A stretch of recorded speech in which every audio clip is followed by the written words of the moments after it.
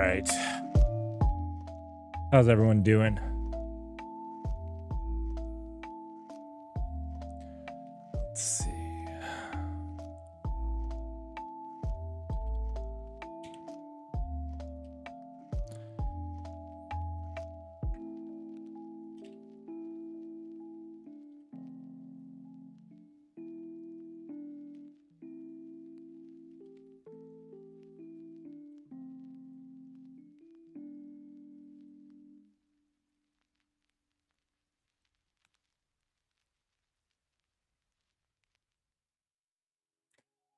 What is this? Error detected while processing. Buff read post. Auto commands 4-star. What is this?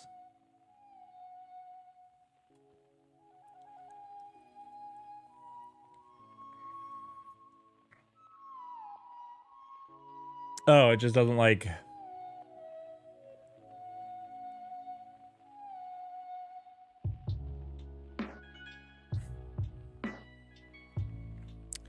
Okay. Can we have this just not error? That'd be nice. That'd be great.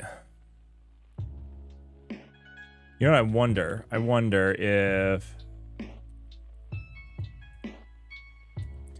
Yeah, okay, well, at least it's consistent.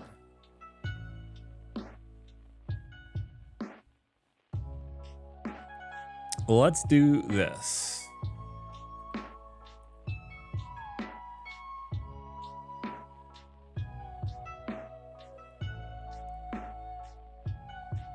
Let's do this. Let's see.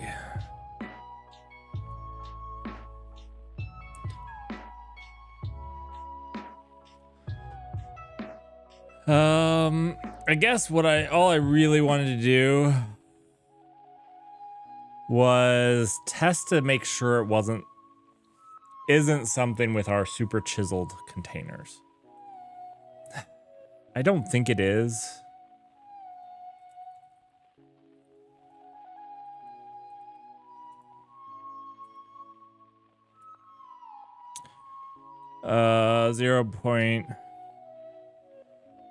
This was 25, right? I think we did a 26, which was just a rebuild. Right. The container works.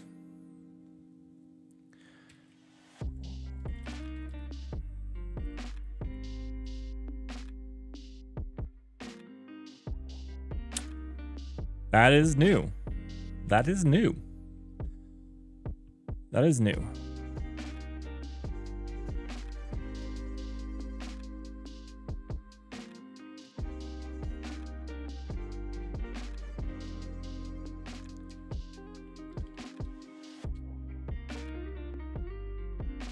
You know, let's just do this. Let's do, since we're going to be doing a lot here, we'll just leave this up.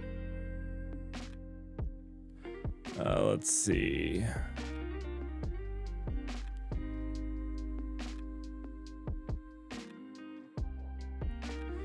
The namespace I want isn't up here. I love this. I love this.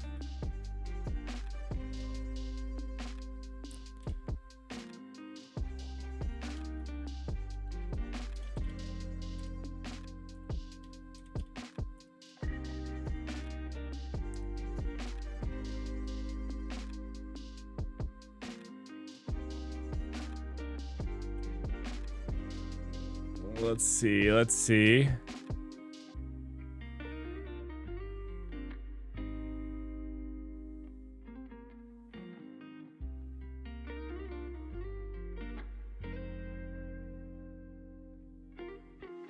It's not running. It's now running.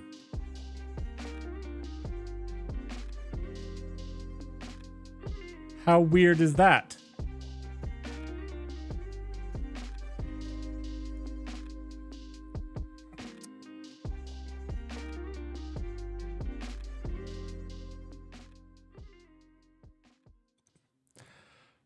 I have no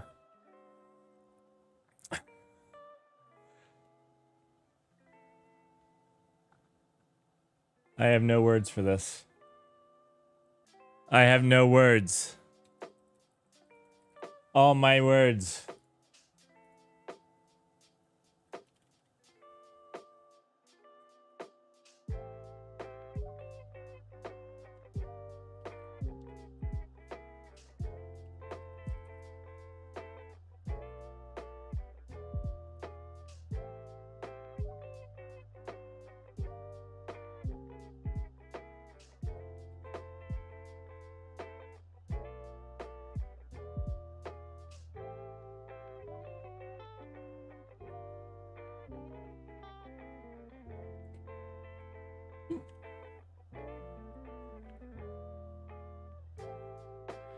All right.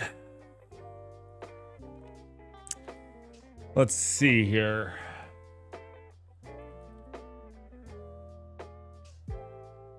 So this error that we're getting here is actually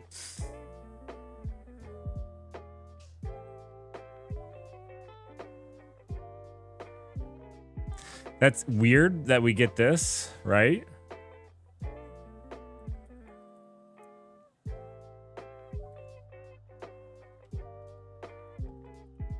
I'm finding that a little weird, right? Because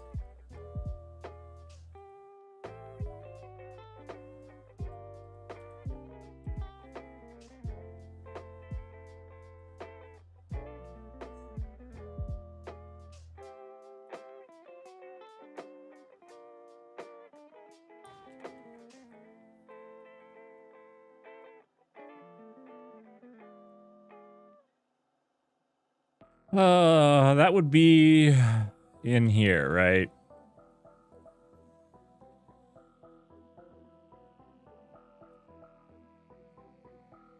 That would be where we pass this host info, right? Right here.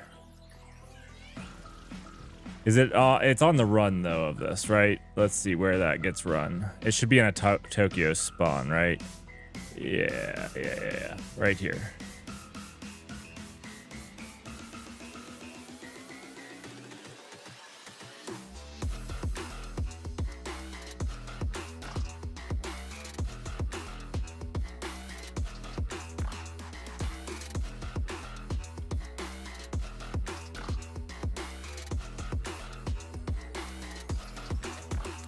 So we get here, but we haven't parsed the ops yet because this is parsing of input, right? HTTP port is required. I don't get this because these are the HTTP port right there, which is this right here. And then they're saying that HTTP port is required, right?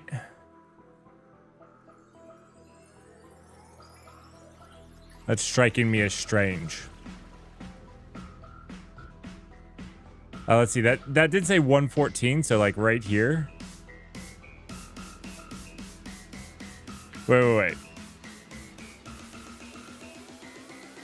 Oh, so the parse failed. Oh. Okay, so the parse failed, but it is 80. Can I not parse to an integer this way? Then this was always going to fail. That seems weird, right? Oh, I thought that this was the ops saying we didn't pass support, but like we did.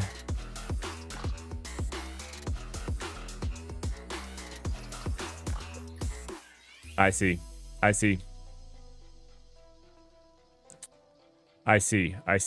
what we've done here. Future Highway, you are 100% right. This is horrifying.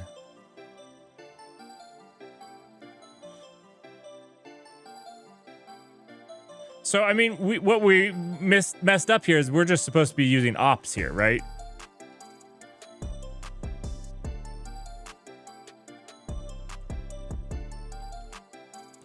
Now, why these exist anymore, they shouldn't exist anymore.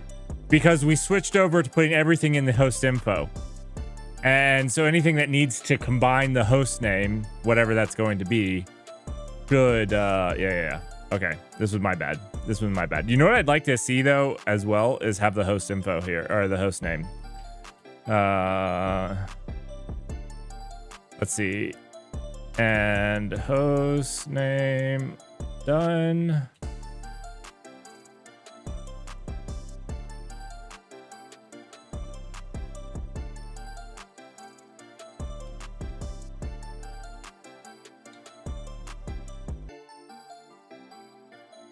Is hostname optional? Why do I need an unwrap? Was hostname option? It is optional. Is it actually optional? We have a default value, so it's not optional. That's bad. I was just looking at why it wanted an unwrap, and if we're gonna have a default value, then we don't need to make it optional. We need one. This is just for testing, which makes it easier. Like when you're running it locally, you just want it to mount locally. Yeah. That's fine.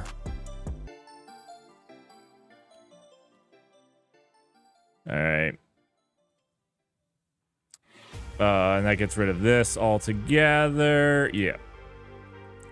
You know what? Instead of deleting it like that, I could have come here and been like, $V$, right? That didn't do exactly what I wanted. I don't want to go all the way to the end. How do I go one not the end? I guess I could do $V$ and then back one and then delete. It's a little bit weird. I'll have to, there's got to be a better motion for that.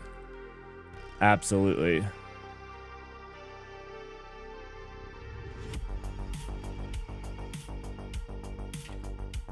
Another good call. I think that was the AI. The only reason I say that is I never clone preemptively. I always wait for the compiler to tell me that I've borrowed. And then I either clone or take a reference to it. Also, can't I do this now? I believe I was told I can do this now. I don't know. This is like, is that, see, it never works for me. I need to look that up. What would how do I look at Rust's new format string? That's not really true.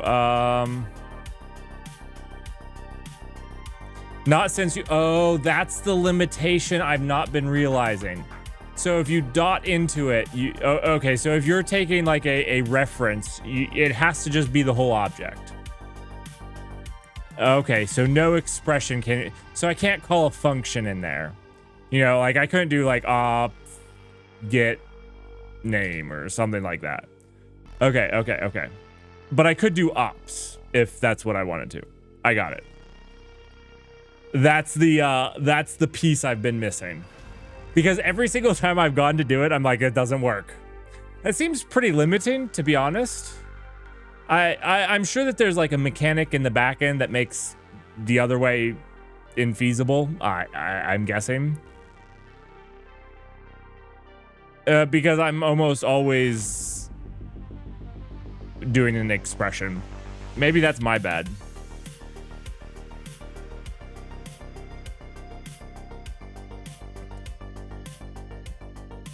I'm sure I'm doing something wrong. Absolutely positive of it. All right. So you guys know how we were having that problem with that container? Do you guys remember that last Tuesday? Do you know how I got it fixed and it's working? Do you guys want to know how I got it fixed?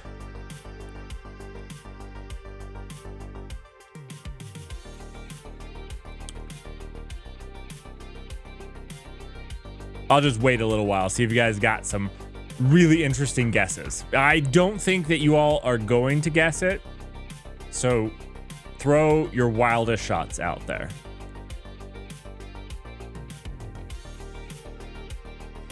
Firewall's a good one. I mean, this cluster has been running for months, a year. So I hadn't updated any of those things, so no, it wasn't. But that was a good one. Firewall's a good one. Any other guesses?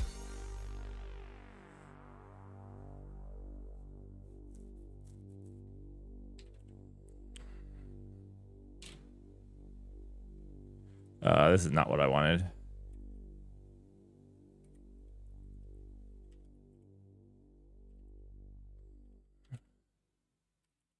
Let's see. We can delete that. Come up with something crazier, Future Highway. I mean, you're pretty far off. It needs to be a little bit.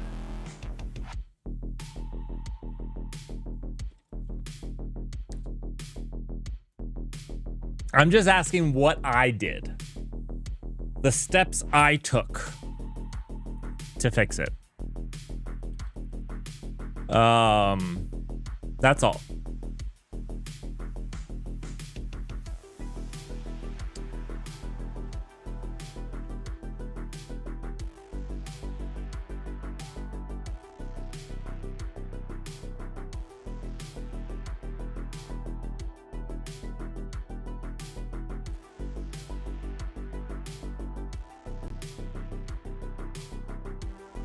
All right, I'm gonna have to tell you all. I'm sadly gonna have to tell you all and ruin the surprise. I did absolutely nothing.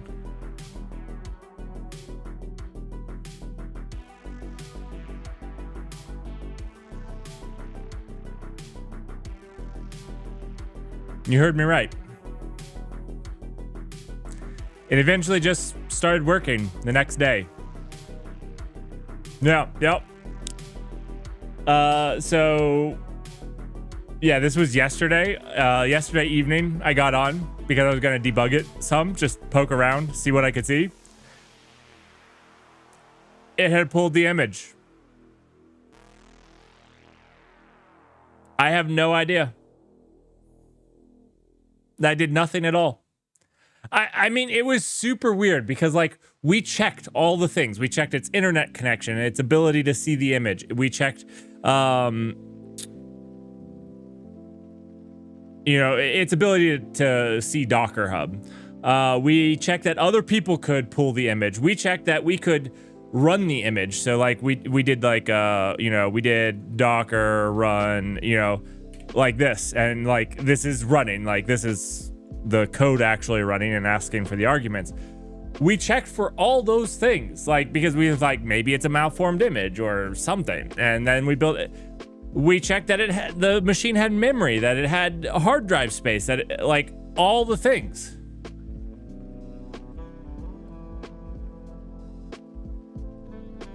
Nothing was wrong. It was just a little tired. I didn't realize that it was on vacation on Tuesday. That machine was on vacation. If I had checked the calendar, I might have known. But no, I did not check the calendar. And yeah, that was my bad.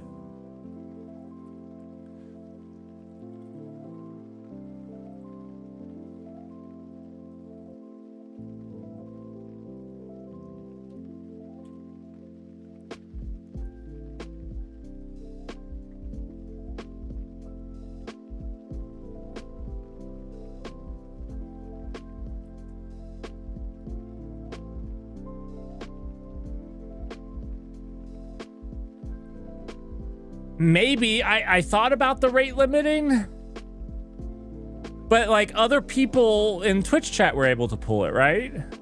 Like if my image had gotten rate limited, now maybe that machine got rate limited. Maybe. Like that's the best, like that machine got rate limited is the best that I could think of. But it doesn't do a whole lot. So I would find that difficult, but I could be wrong. Is Docker Hub's rate limiting per repo?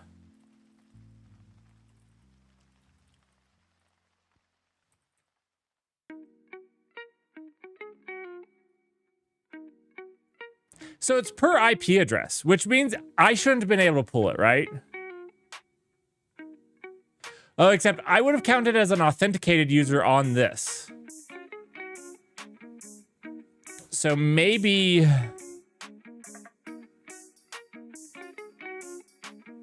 Maybe I was above the 100 pools, but below the 200?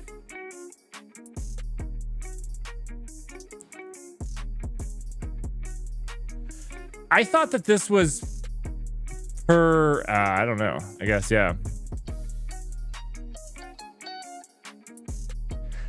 I can't believe that I went above this. Maybe that's what I did. Maybe I hit above 100 pulls.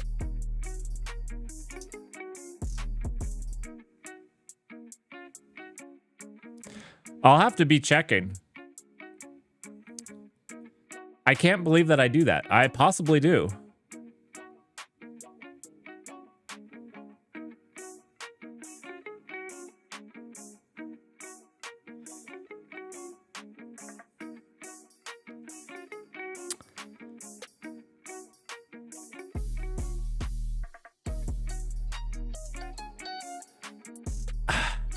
I'm trying to think because, like, I don't pull that many images in a day.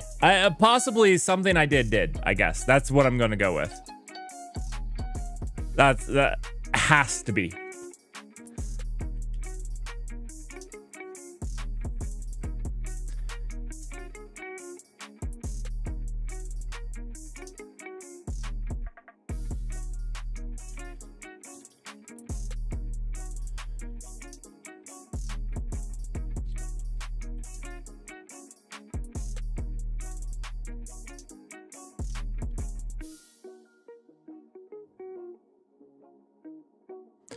Yeah.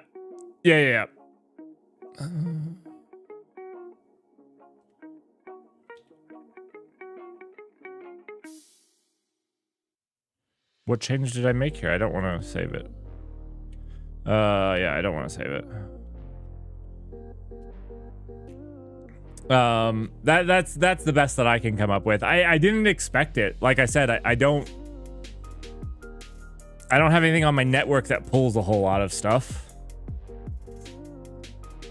that I know of. I'm trying to think back of on like Tuesday if for work I pulled a lot of containers or something. And I can't remember doing anything crazy to get me up to 100.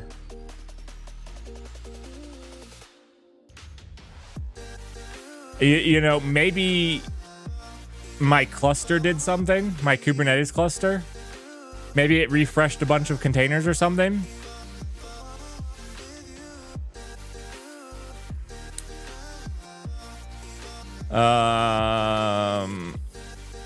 What are we doing? I don't know why I quit out of that side, but whatever.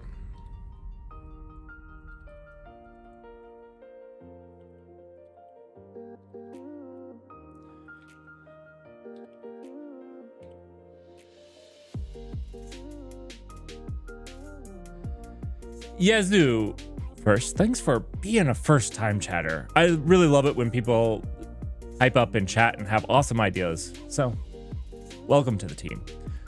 Also, thanks for following, and sorry you didn't get a Twitch alert because that system is down right now.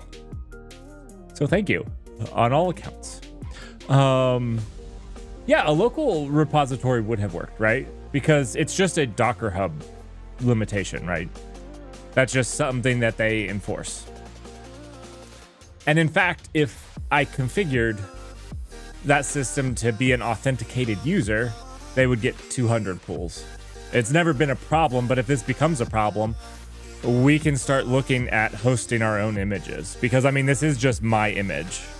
And at, what, 946 bytes? This thing is tiny. Tiny. I think it's bytes. I'm gonna, it's gotta be, it could be kilobytes, but I'm pretty sure it's bytes. I'm like 90%. It's pretty tiny. Let's check.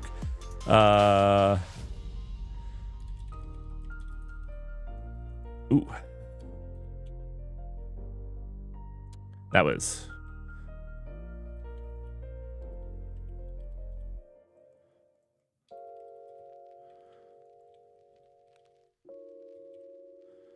Let's see. Oh, that layer, sorry, was tiny. It's 36 megabytes. It's pretty tiny. It's pretty tiny. I guess it's not as tiny as I was hoping. Not nearly as tiny. I was hoping that we were under a meg. This is probably because we package all of OpenSSL in there. So we kind of did a pretty hefty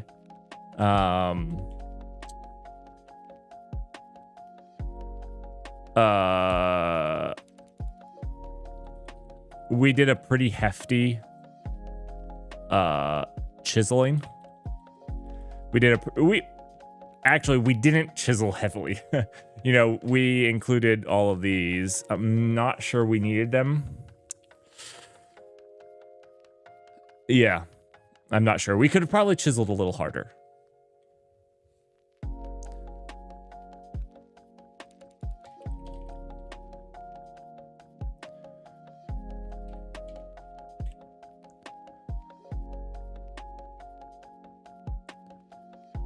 Let's see.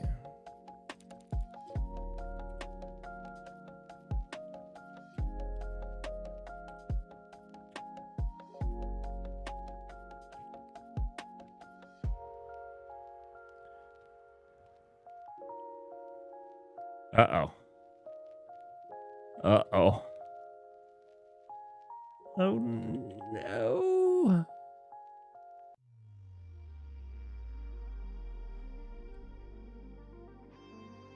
Let's just give it a little bit of time. Let's just sit here and take a deep breath. It's fine. It's fine. It's going to start. We know it's going to.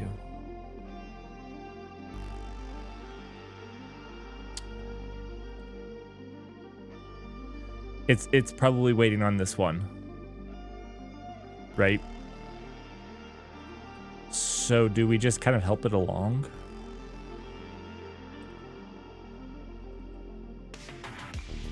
I think the answer is yes. We help it on its merry way.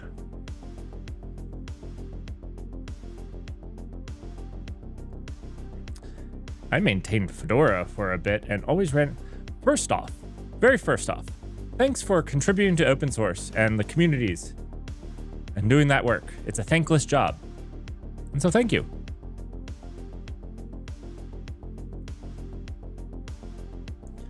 Compatibility with SE Linux and always turn back to Ubuntu VM.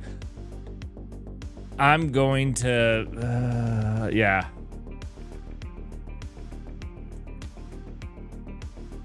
Ubuntu is pretty nice. Ubuntu and Debian for servers. I think that RPM might arguably be a better packaging format over Debs, but as far as the ecosystems go, Debian and Ubuntu, in my mind, are pretty awesome. And now that being said, I'm running on Arch right now, so give it a second. Give it a second. It's trying.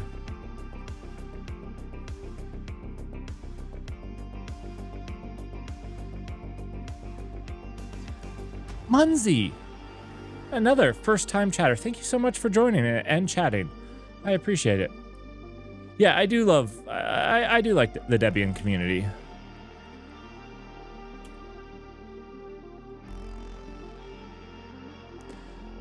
This is good. This is good. Address not available. What address are we trying to assign? Let's see. Why are we starting on 80? We should start on like 88, right? Did I set the default port to 80?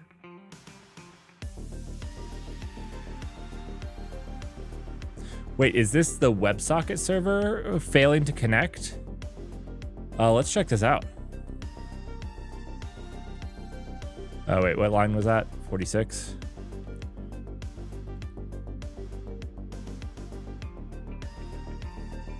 Munzie, no. Actually, Arch is for me to learn Linux better. Actually.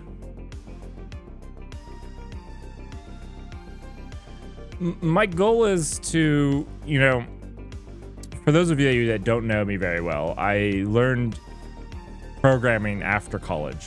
College, I did chemistry and some other things like math and physics. And after college, I got into some programming, just doing some random stuff. I made a game for Android way back in the day when Android was like the really garbage tier. I made there's a board game called Seven Wonders. I made something for that. Anyways, I got into programming that. Then I got a real job programming, like a year later at a Windows shop. So I had only programmed on Windows until I worked for SUSE. And I worked for SUSE on their Kubernetes offering. So my lack of direct Linux knowledge didn't hurt me too much. I did know some about containers and whatnot and had leveraged them a little bit in my previous job, just in the cloud. And I know my way around Linux well enough, but I kind of have this feeling like I don't know it well enough. So Arch is the first step. We started using Arch at the beginning of this year. We started using Vim at the beginning of this year. At the end of this year, hopefully, if we reach that 1,000 follower goal, we're actually going to do Linux the hardest way. We're going to build a Linux distribution just to put all the pieces together ourselves and learn better, hopefully. That's the hopefully goal. I mean, that's what we want to do here, is learn something new. So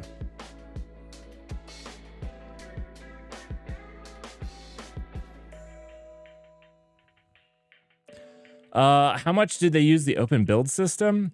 So one thing that you have to, oh my goodness. Yazoo, you subscribed when my alert system is down.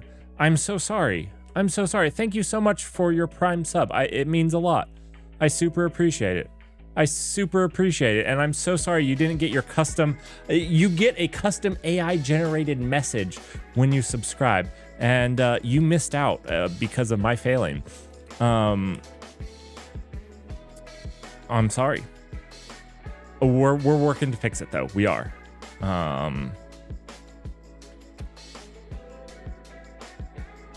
So one thing people don't realize about SUSE, actually, if you join the news section tomorrow, there's a news section specifically on this, but a little bit of insider information. This isn't really insider information. You could learn this stuff yourself if you wanted to. But probably people that haven't worked in it. There's actually two sides of SUSE. There is SUSE, right? So there's SUSE, and then there is OpenSUSE. So SUSE is the enterprise entity, and OpenSUSE is the open source entity. Now, a lot of the times, these two things overlap. And so it can be confusing because people see them as a single thing. OpenSUSE only used OBS, period. Period. Like, everything in OpenSUSE, anything by OpenSUSE, everything was in OBS, period. I say that. I don't know of a project that wasn't. Maybe there was, but yeah. SUSE, on the other hand, had IBS, which was the internal build system. This is the open build system. This is the internal build system. And they used IBS, but they could use other tools as well. I know that there was some GitHub Actions that did some things, and whatnot as well.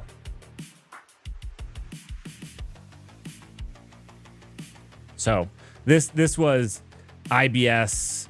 I'm gonna say IBS, plus. Could be used some other stuff as well. Again, thank you so much for that Prime sub. It means a lot to me. Thank you so much.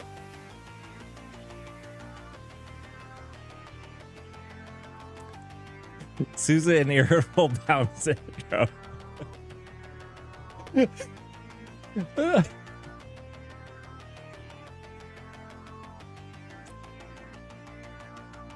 All right. We got a failure here. We got a failure.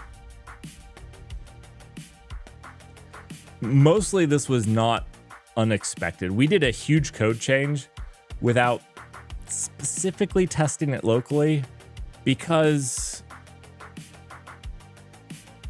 because it was already broken. So that was because was not a very good because it was already broken. So we did something effectively that broke the architecture because we went to HTMX, and what happened is it worked locally, but it didn't work when we actually pushed it out.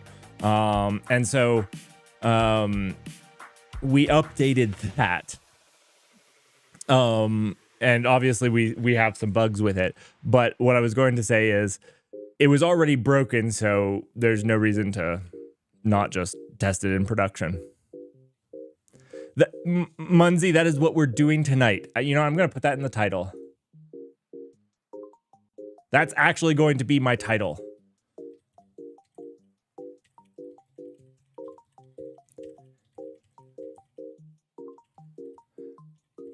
Wait.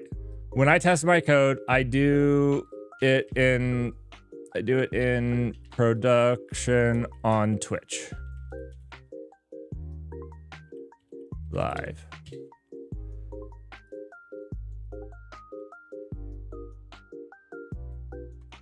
There we go. That's a much better stream title. Thank you. That explains exactly what this stream is all about tonight. Oh, as also Yazoo, it is a fun project. This is just a fun project, but what I wanted to do was have Twitch alerts that were somewhat different than everybody else's Twitch alerts that were out there. And I looked through like customizing with like graphics and animation, and that was all fun, but then I was like, I wanted my channel to be a little bit more personal, and what if I could make a personalized message for everybody that follows? And that's where this idea was born. So basically everybody gets a story about how they joined up with our D&D raid. So basically, you come in and save the day, or you follow. If you subscribe, you pitch in towards, you know, the team's greater goal. If you follow, you know, you join up with our party. If you raid, you know, we join forces to do something. It's like a D&D style little story that's not working right now. And we need to fix that. Okay, 46. That's where we're at. Okay, connect. Okay, so it was in this.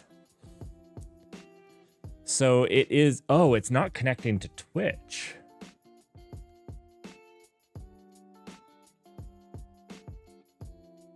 No, I'm reading this wrong. Yeah. I just read this info and thought that it was part of the stack trace. My bad. I'm just way off. Okay, well that's good because I was like, I don't know what to do here. Okay. Here we go. 71.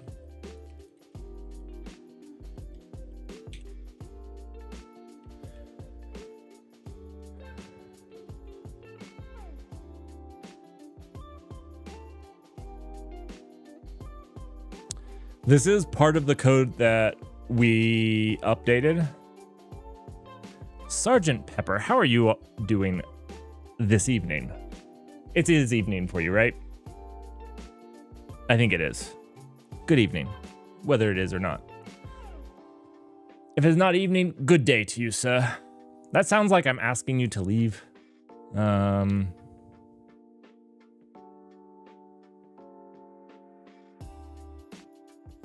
Oh, I'm sorry. Oh, you're in West Coast? So yeah, it's not quite as late. All right. So I know what this is. This is a problem, right? Let's see. We got this, which is supposed to host name it and port it. Oh, I think the problem here is we should be binding to port 8080. Not 80. I don't know how that got set as our default port. Oh, wait. I think I know how, actually.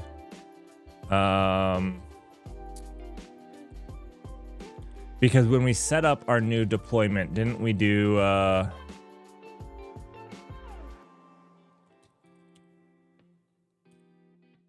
didn't we do something, host name? Do we not set the port here? No, which means it's reading the default. And so if we go to ops, our default for that, we didn't change the default, did we? So we've always been using the default port, which would always be 80. That seems wrong. Have we always been binding to 80?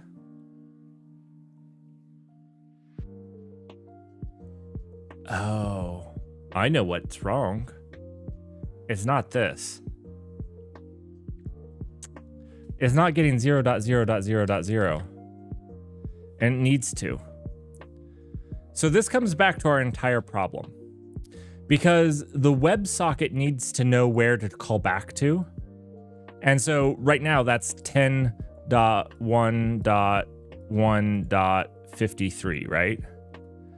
And we're swapping that in for the host name. But it can't actually bind to that because that's not it. So it needs 0.0.0.0. I think I said .0 too many times, but it needs that there. But then this for the WebSocket. Okay. Okay. I understand the problem. We're going to rename this, not to host name. We're going to call this, what? Actually, one second. Undo that. Can we rename the symbol? You know what? Code actions has not been helpful to me.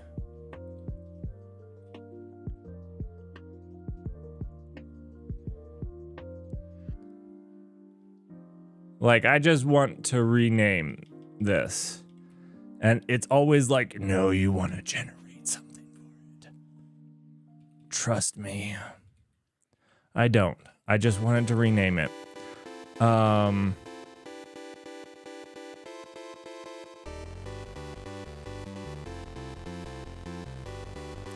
Okay. I thought it was code action would let me rename it. But do I just do rename? I'm new to Vim, so maybe that's just my bad. All right, so instead of hostname, we're gonna call this WebSocket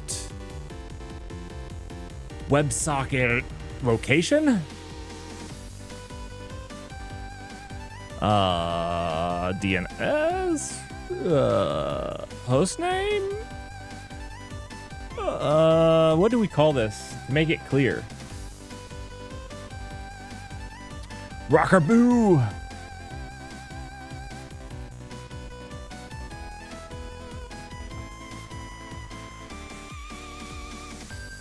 WebSocket host. I like that. Sergeant Pepper.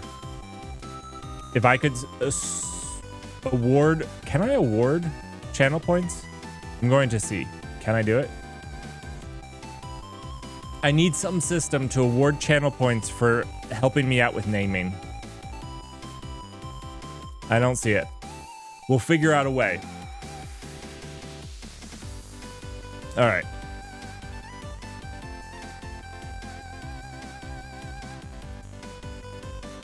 I still don't like the default here being 80. Seems pretty dumb to me, but I'm leaving it because I think it's been that way for a little while. We'll change that some other time. Okay. So... now we need to go back, let's see, here? Not here. Here.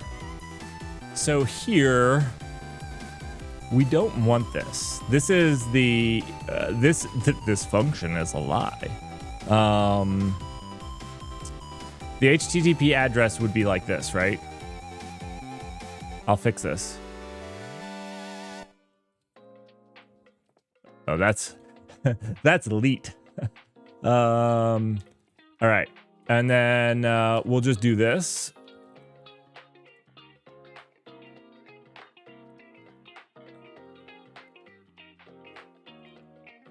Let's see. This will be like that. One thing that we want to change here is this from host name. This is going to be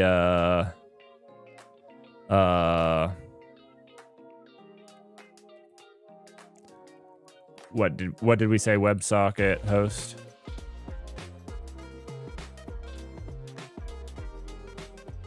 Okay.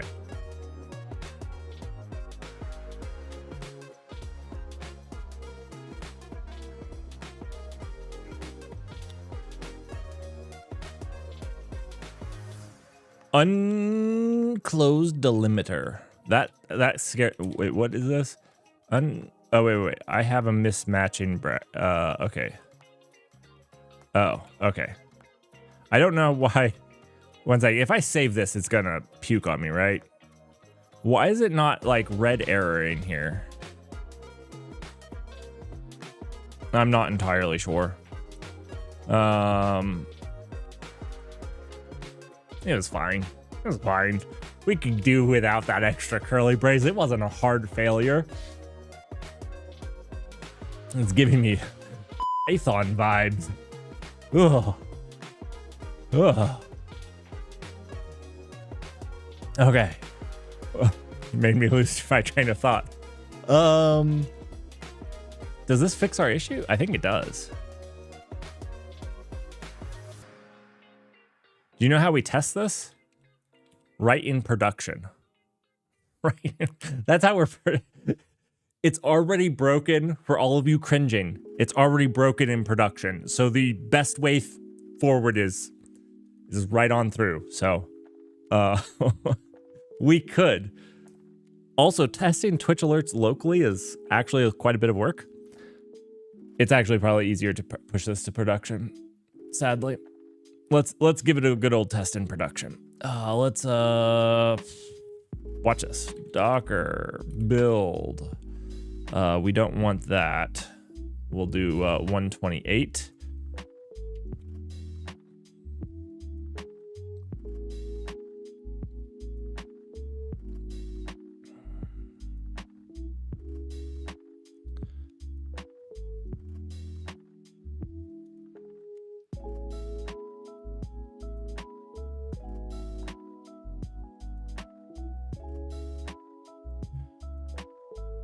While we're waiting, Rocker Boo, what's your favorite language? What's your favorite language? Go ahead, throw it out. Don't be shy.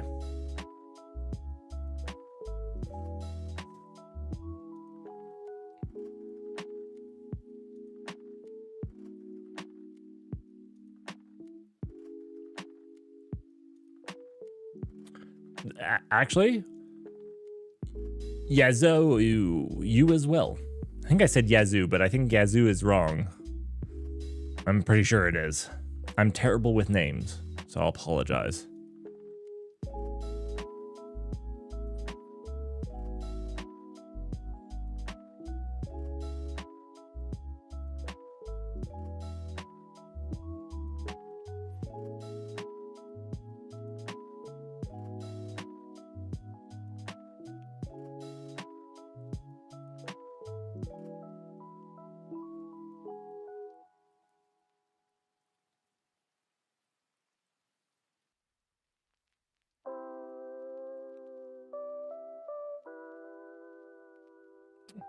Wow, look at that cam quality.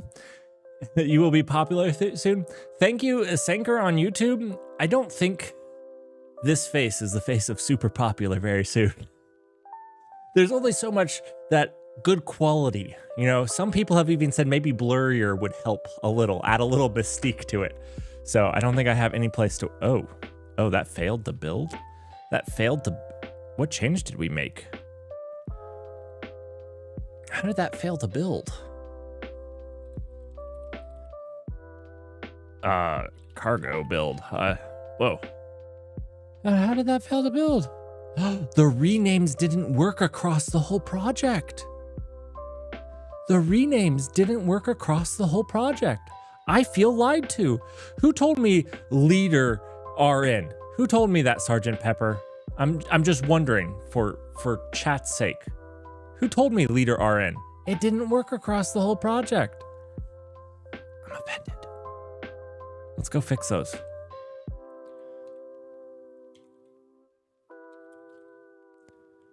Let's see.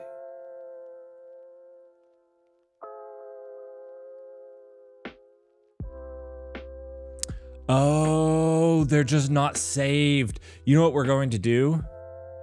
No, it didn't change them.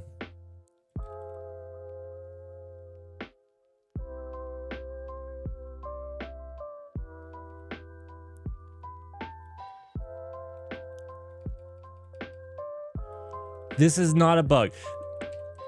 Are you one of the people that thinks that charging the magic mouse upside down is also not a bug? It's a feature?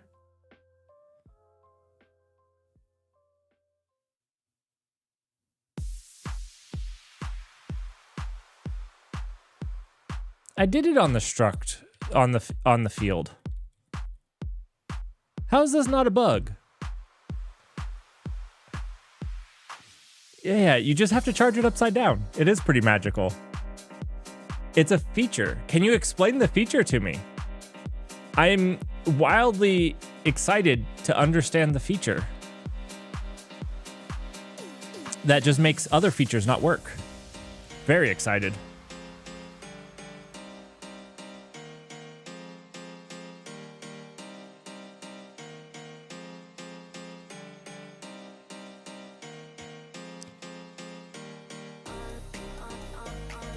Well, is that what I needed to do right there? Is just like go through all the buffers? I could have just done WA exclamation point. I get it.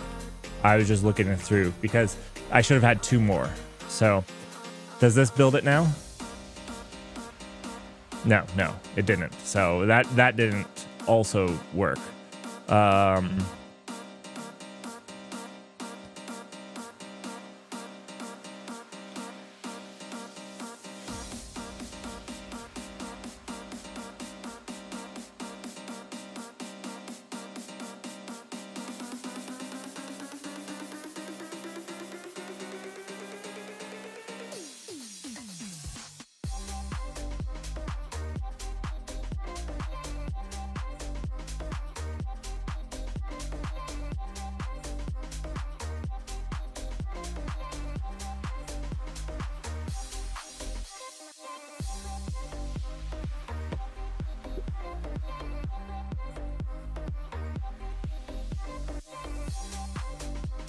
Electricity moves faster when upside down. To prevent people from using our premium device while plugged in. This way, it's a way to protect the charging port. You know, when people use it plugged in, that could damage the charging point. My mind's blown away. I understand it now. You could damage it, and this just prevents people from damaging their premium device. You guys are brilliant. Brilliant, I tell you. I would have never come up with that. I'm just not brilliant enough.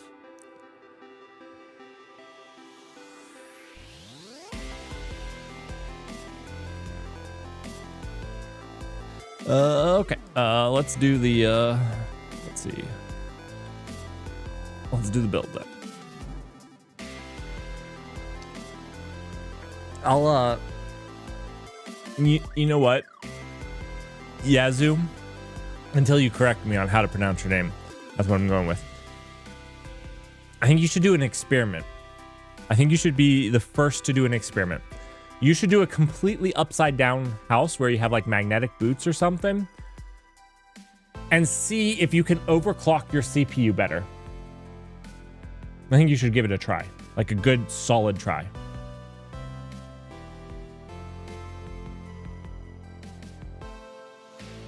Honestly, all bugs are... So what Munzie, I'm actually asking because I would love to expand my knowledge. What is the feature that prevents me from doing a rename on something? Like, I'd like to understand that feature better, right? Because, I mean, unless if you're just joking about it being a feature. I would like to know.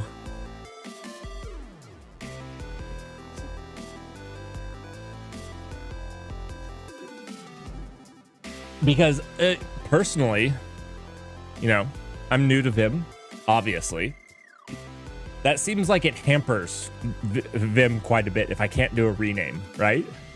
Like, that feels like a bad thing.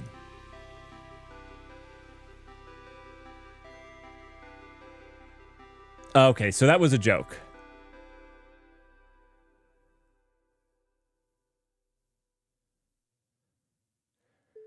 Huh. Maybe the rename didn't go through. You think maybe, Rocker, are you saying maybe it was like an LSP bug that stopped it? Possibly. Something happened. It got some of them. Some of them changed, which is the weird part. It did change some of the references. Just not all of them.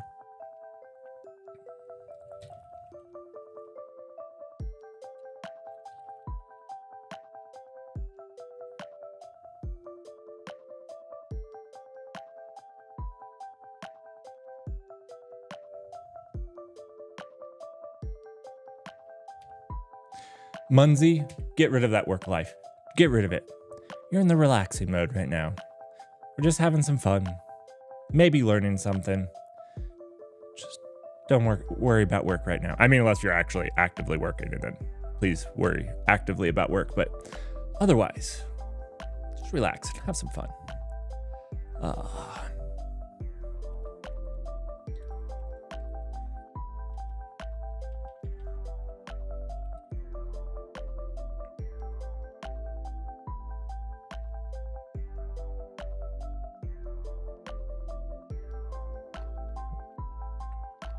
Awesome, Munzie. I know Sergeant Pepper don't streamers write the worst code? Let me tell you about it. Absolutely the worst. Trust me, most viewers will come on here and tell me how they can write better code. I understand. Most streamers write some of the worst code that we've ever seen.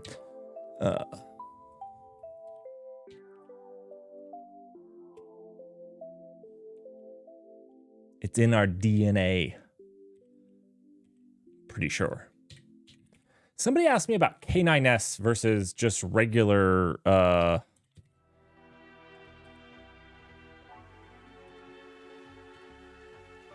Twitch. Not Twitch. It's fine.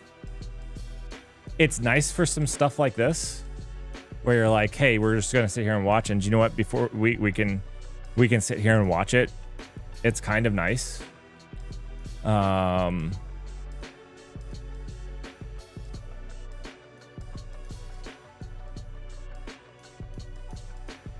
was that the one we wanted? Wait. Which one do we want? Why do we have two?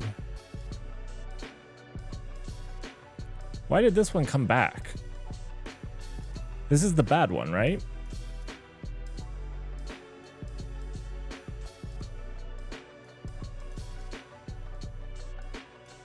Right, can assign requested address. Right. We fixed this one, right? Or is this a new one? I'm confused. What's this one doing?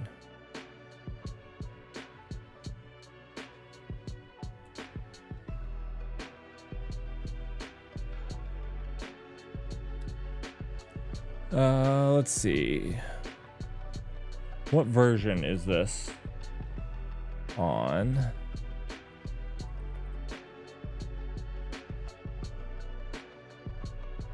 Yeah, this one, the pending one is the one that we're waiting on. Why is this one stuck here?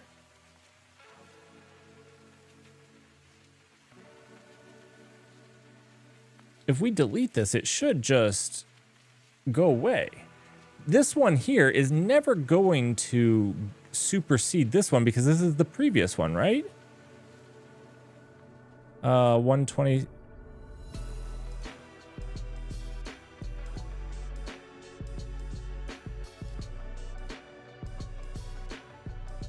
Yeah, this is the 127.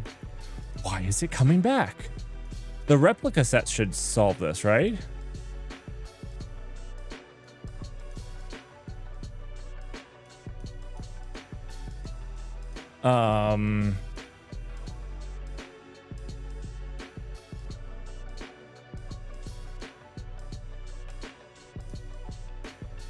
Munzie, you could write worse code. Thank you. You know what? I would come back and tell you that I too could write worse code. I'm not sure that I could with these Twitch alerts. That's just where I'm going to go with this right here. I'm not sure that I could beat this. This has mutated over the last year. It started really simple and we've done stuff. We've done stuff from it. It is a Frankenstein at this point. And it would take work to get worse than this. I think you would actually have to be super skilled to write worse stuff because it's pretty rough. It's pretty rough.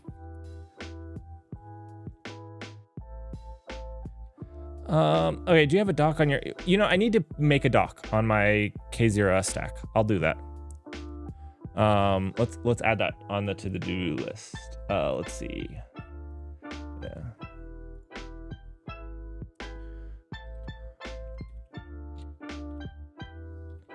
So the whole K0S stack is out there, like as configuration, declarative configuration. But if you didn't know where it was, it wouldn't help you. So I say doc. I mean doc. I'll do a little null byte too.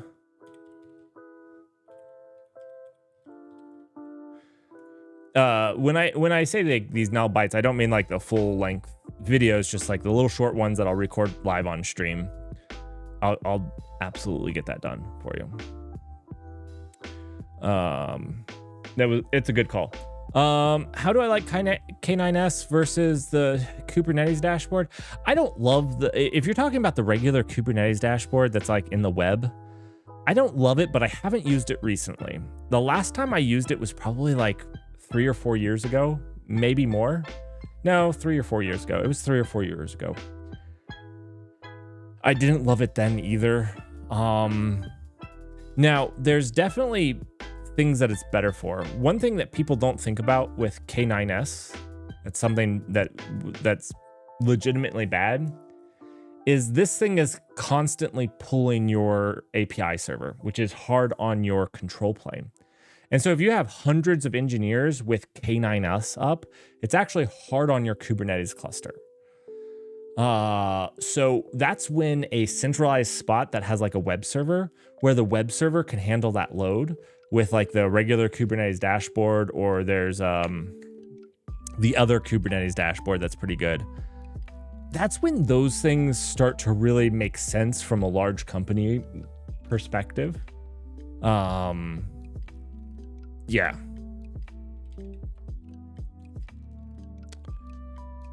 Why?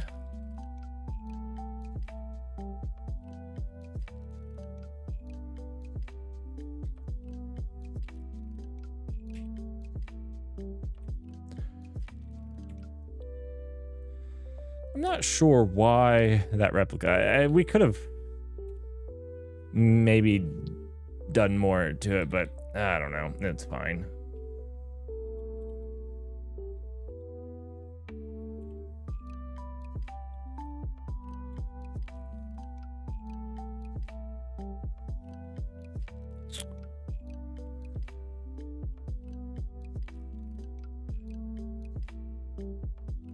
Yeah, no, it's good.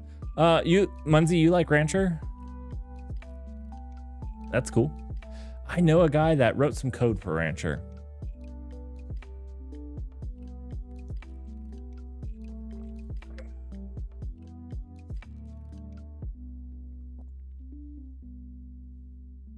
It was the last thing I did at SUSE.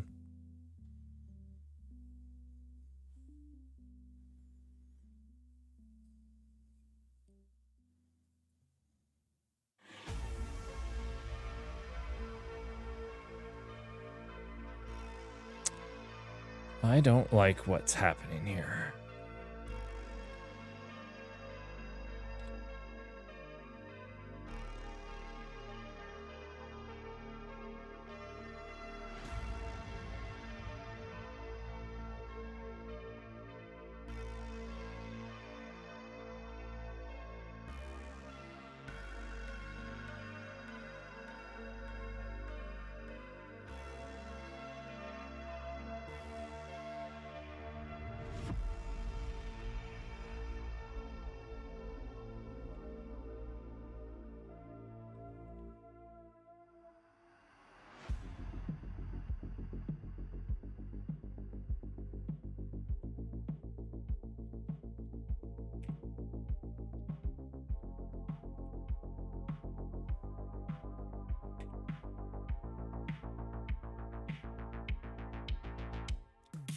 I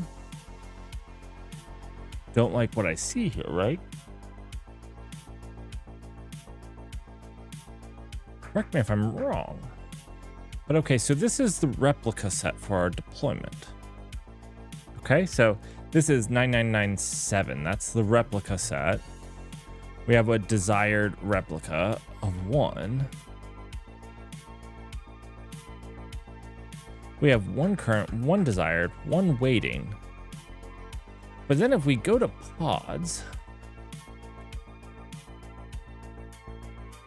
it has 2. And these are of the same replica set, right?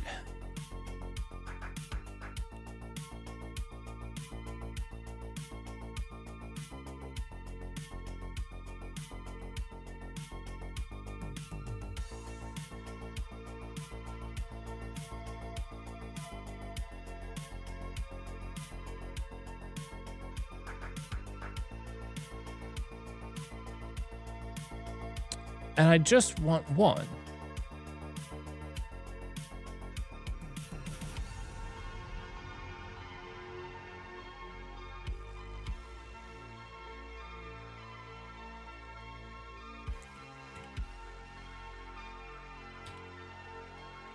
All right, so if we delete the deployment,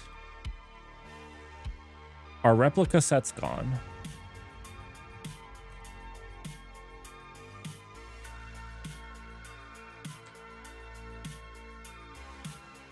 Munzie, I would agree with you, but if one was hard stuck, I would have expected that hard stuck one to be of a different replica set, right?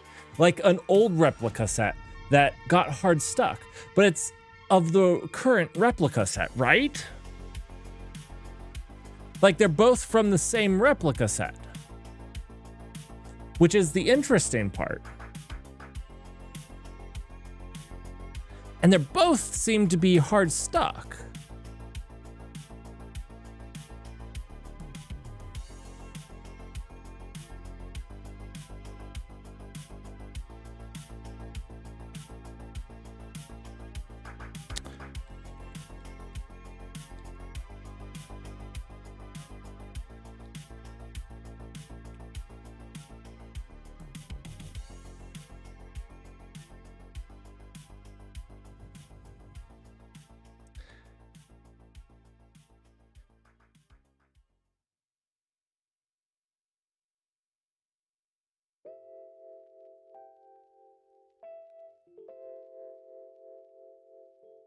I guess we need to set max replicas.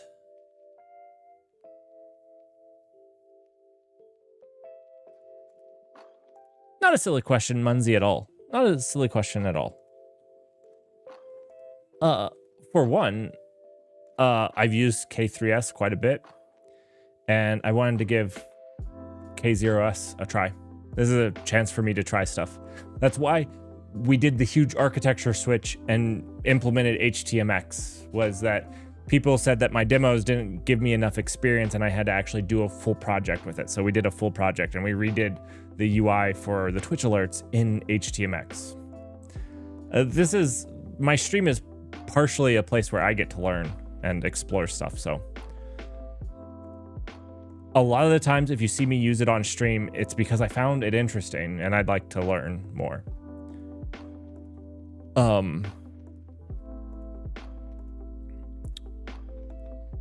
Yeah. Sometimes it's because it's the right tool for the job. Sometimes. And I don't say that to say that K0S wasn't the right tool for the job. Just merely that sometimes that's it. I think that either K3S, for my home lab, any one of them would have been more than enough. More than enough.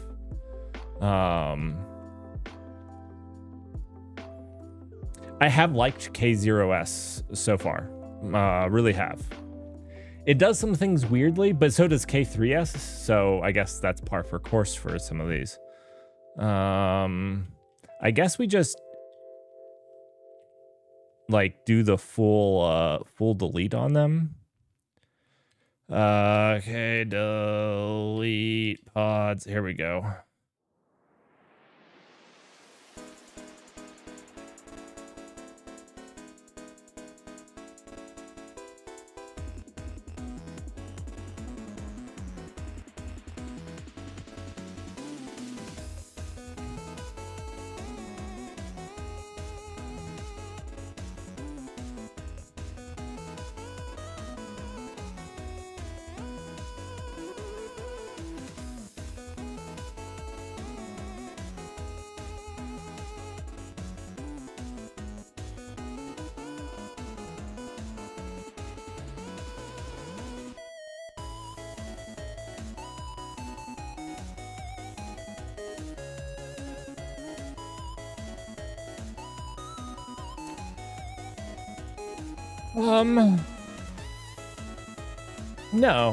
No.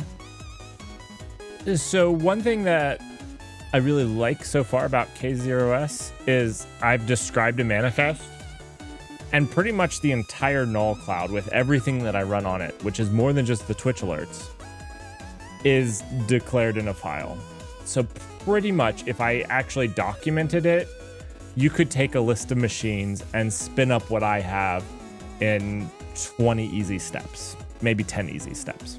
I say easy. Like I said, you'd have to know the steps because I haven't documented them, but it's fairly out there. And when I make an update to the version of Kubernetes that I run, this is one of the things that I wanted to test out because I kind of liked it. If I want to upgrade the Kubernetes version, I actually upgrade it in a manifest file and I push that to a repo and that updates it on my cluster, which is pretty cool. I kind of GitOps my hardware to a certain degree, which is cool and painful sometimes as well. Yeah.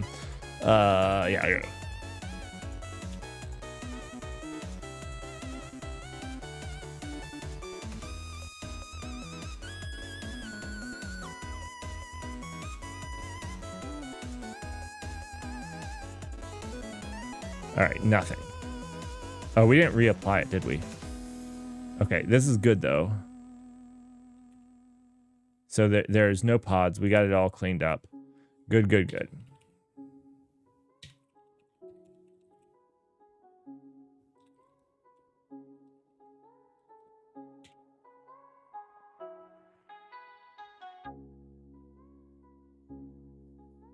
You used Flux? Oh, super cool. So I'm using Argo CD right now.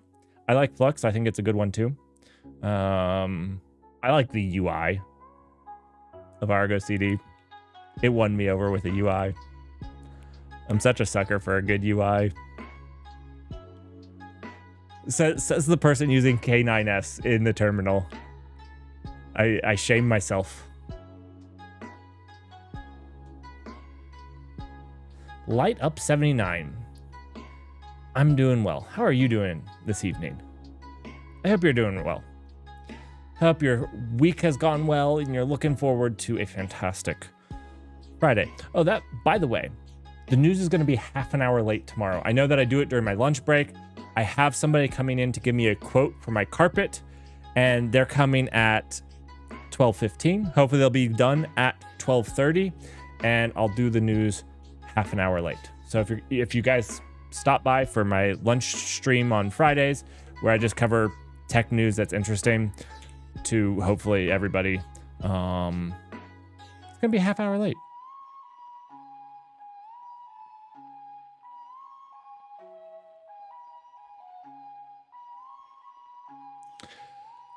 What does it looks like this.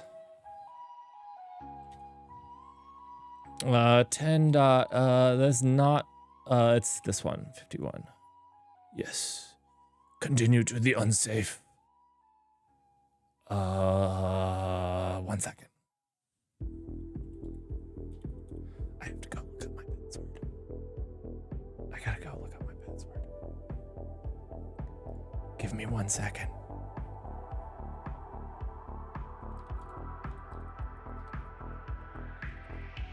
It's not publicly, it's not publicly,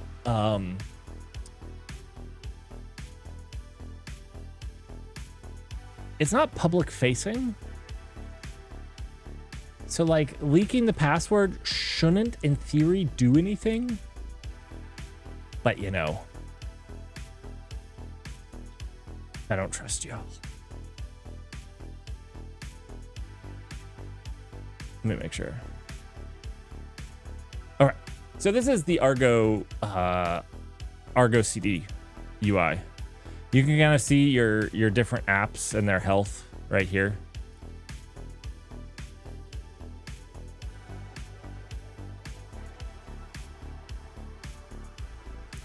Greyhatter, I trust you the least. If that probably makes you feel good too. I know you that well. I trust you the least. No, I trust Russell the least. I take that back. I trust Russell the least. You second least. Dutch is third.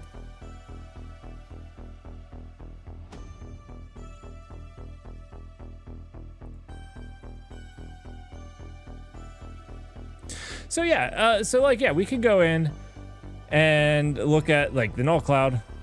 We can see it's synced, it's in a degraded state. We can see all of the components of the null cloud that are sitting here. And we can find the thing that's in a bad state, which is this right here, the container runner controller. This is actually a bug in the container runner controller. So it's impossible for it to be in a good state. That's why this is fine. Oh, can't click on that one. Can't click on it. But yeah, so it gives you a pretty cool, and like you can see like the Eddington container builder is here, and then you can see like all the way, I think I'm like super zoomed in. 1 second. Let's unzoom this a little. There we go. So you can see like all the different containers that are part of this bundled app. So this is like an app of apps is what it's called.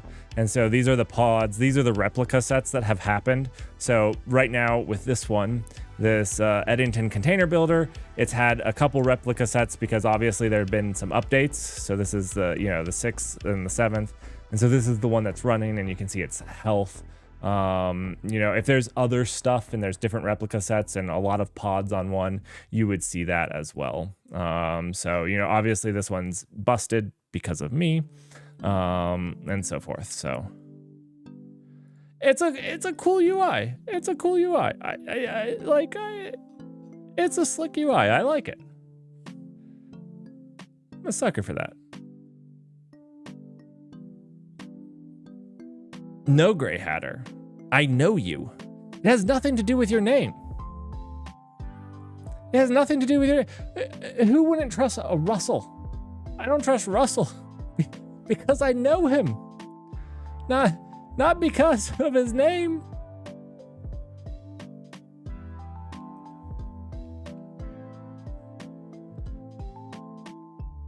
You misunderstand. It had nothing to do with your name.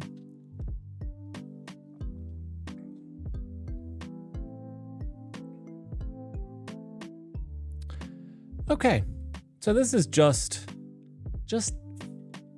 fine.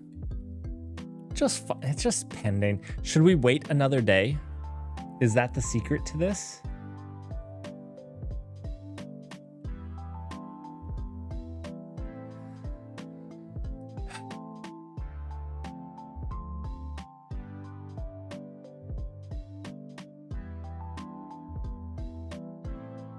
We're just waiting on pulling an image again. This is super dumb.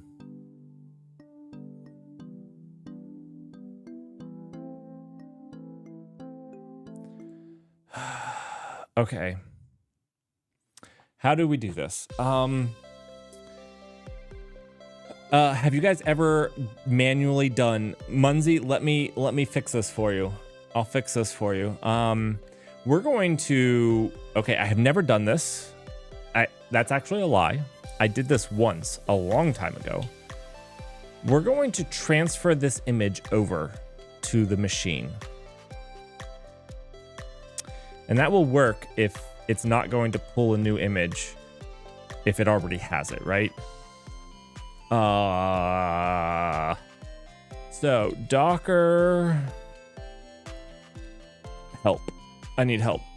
There is a command to basically zip it, right? I can zip it up. What is that command called?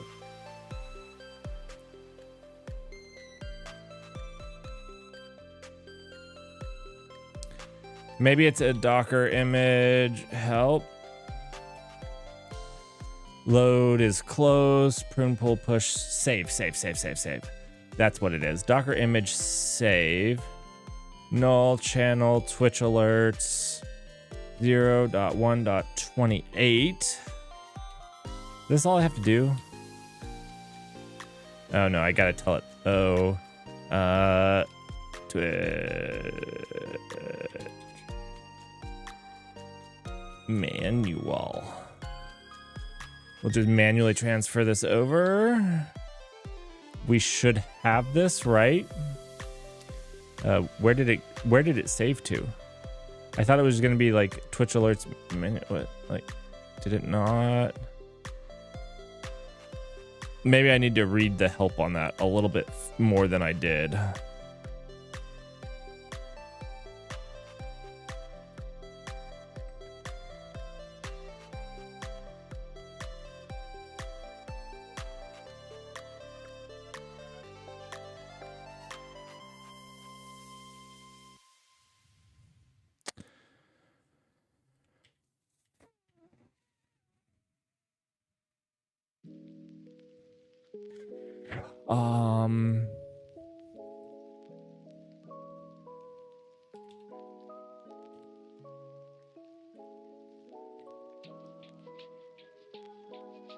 Am I just missing it somewhere in here? Let's see. I did. Oh, I am. I'm just that bad at reading. I'm just that. All right. I should have put a .tar on there anyways.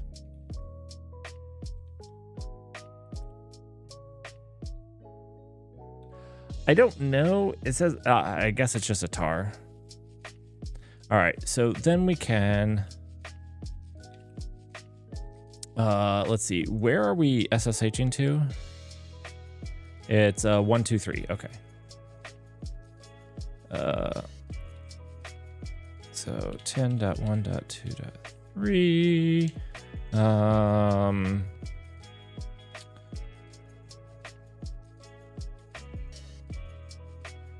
Let's see. ta.tar.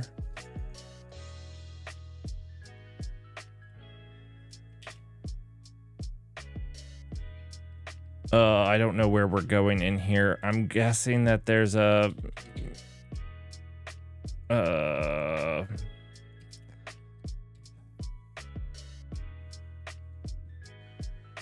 right. No, I didn't use that. I didn't do that right. I didn't do that right at all, did I? I thought it was the source and then the target, right? Is it not source and then target?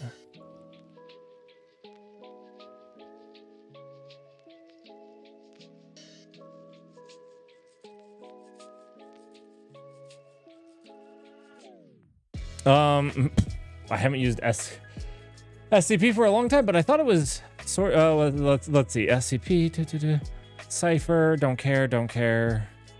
No. Yeah, it's source then target. Is it not a colon that separates them? This is embarrassing. SCP for noobs.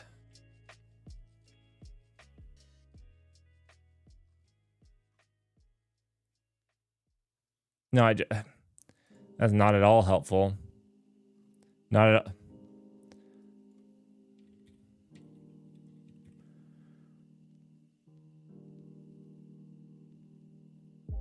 That looked correct to me.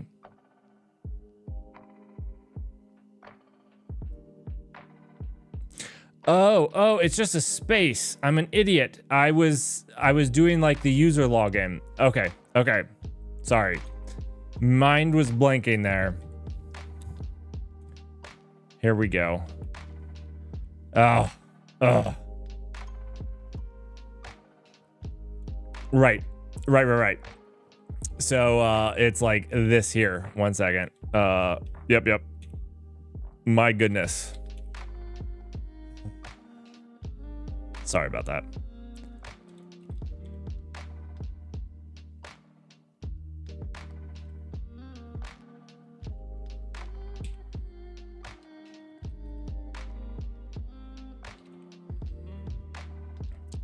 Oh, you know what? Docker's not installed over here. I forgot.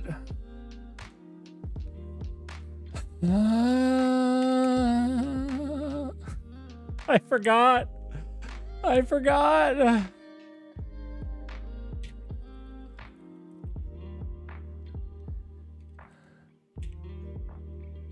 It's don't follow. Don't follow. But it's running. Okay. So if it's slightly even remotely possibly working, we should be able to go to this right here, right? And it's not working.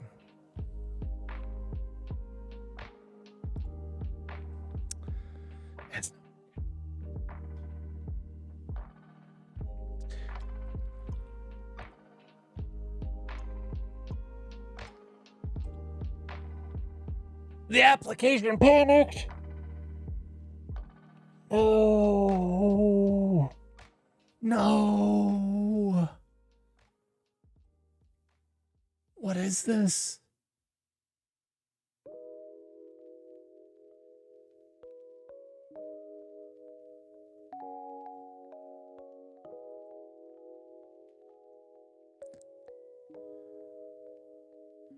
Hey, so this is pretty good. He gets excited, gets depressed.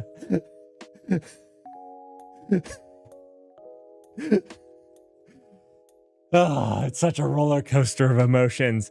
Debugging live in production. Oh my goodness. Okay, so this is good though, because it's connecting to Twitch, it's running, it's getting stuff from Twitch, but it's failing when we get a WebSocket connection, which means this tried to get a WebSocket connection, which is pretty cool.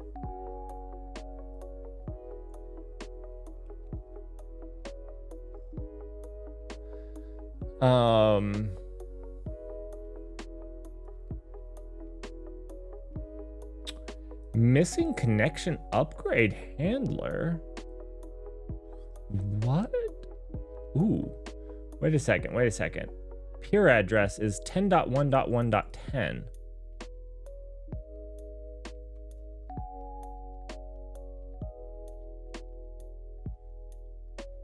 So we're still listening to Twitch. So we have just poisoned a thread.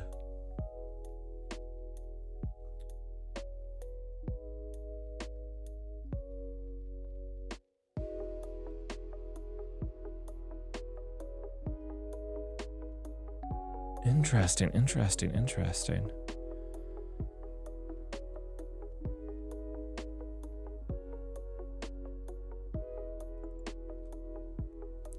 We didn't change any of this though.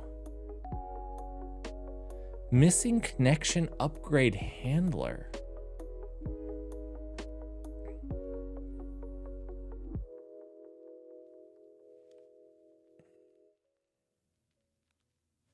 I want to see this.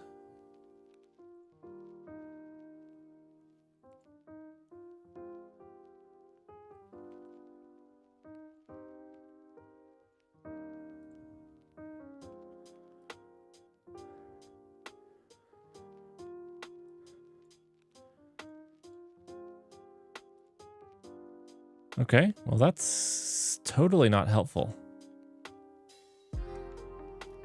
Totally not helpful at all.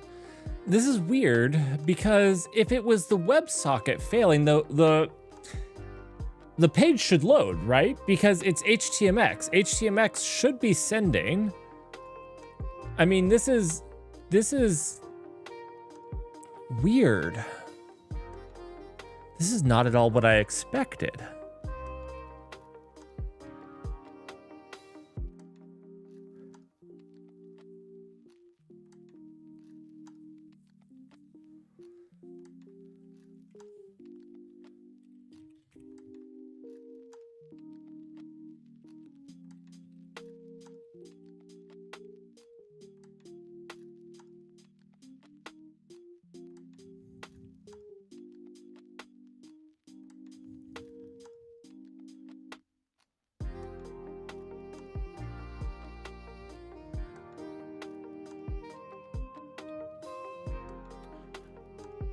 So something is trying to make a WebSocket connection. Oh, wait. That might be my Twitch alerts, right? Like on stream.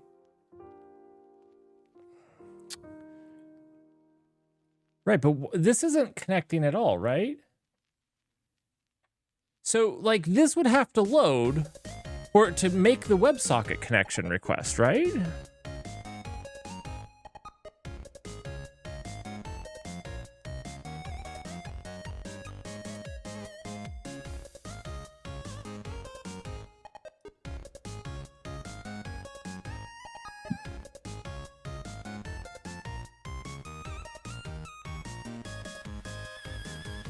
Okay, I'm gonna have to make this a little smaller.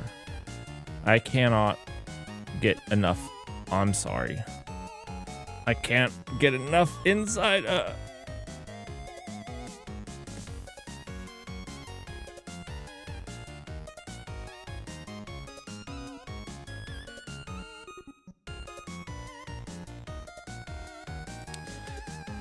So I don't understand this, right? Because it's HTMX. It's got to...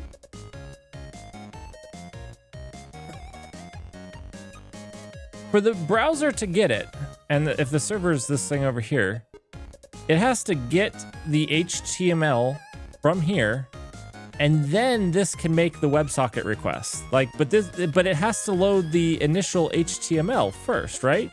If we go to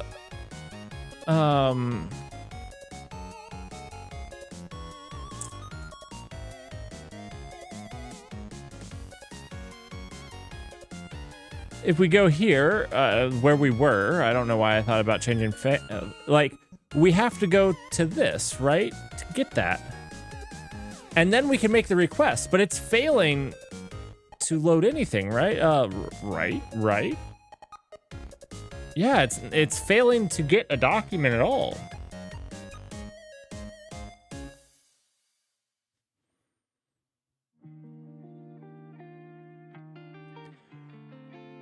Very interesting.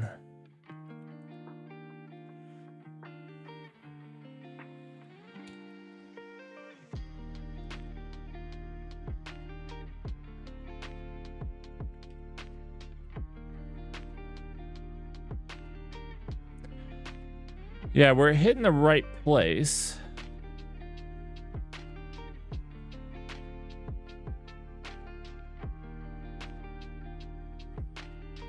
And it's on 80.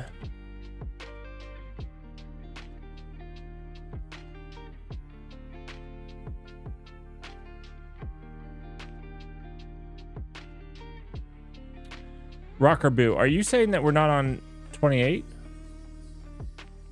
That would be a problem, right? It wouldn't be working, right? Where did you see the version?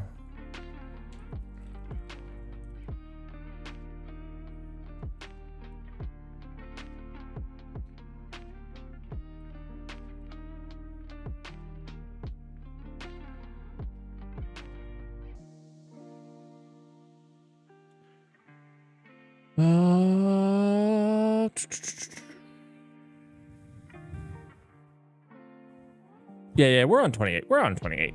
We got this. We got this. I got you, Rocker Boo.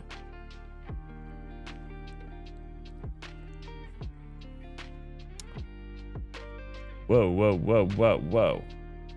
Calm down.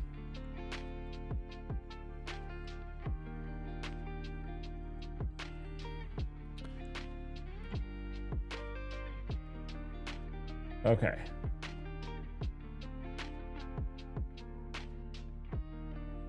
What is making the WebSocket connection request? I'm not making one here.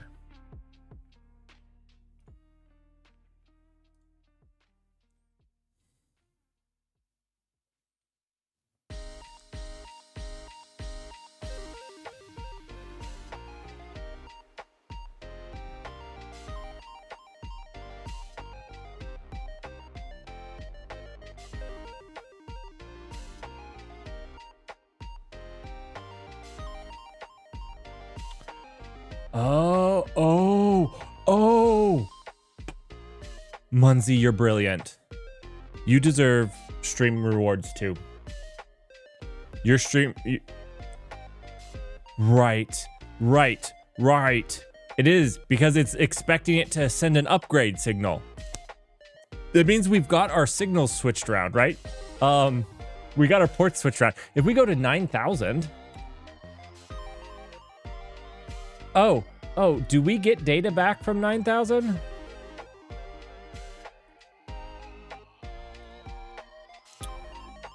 That's interesting.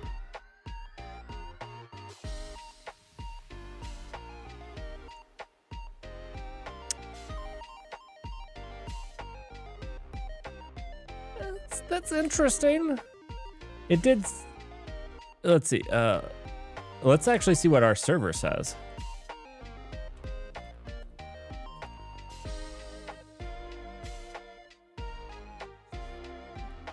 We got a handshake incomplete. Let's actually check out our... So this is another interesting thing that happened here. So originally we had a front end and a back end. And we got rid of the front end. We don't have a front end anymore. And so this did actually simplify some things, but you know what I'm wondering is if we actually didn't screw up our services now. Let's see, deployment.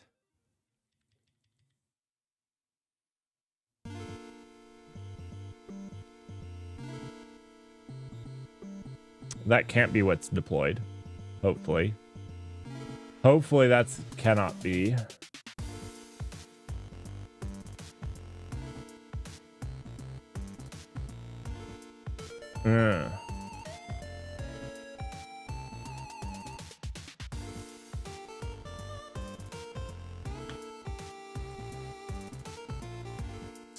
Right. Rocker B and Munzie, I think you're both right that the error is saying it's returning no data because the back end is looking for the handshake and the front end is not trying to make a WebSocket. I think you guys are right on. How did we come to this protocol mix-up? Okay, so let me think about this.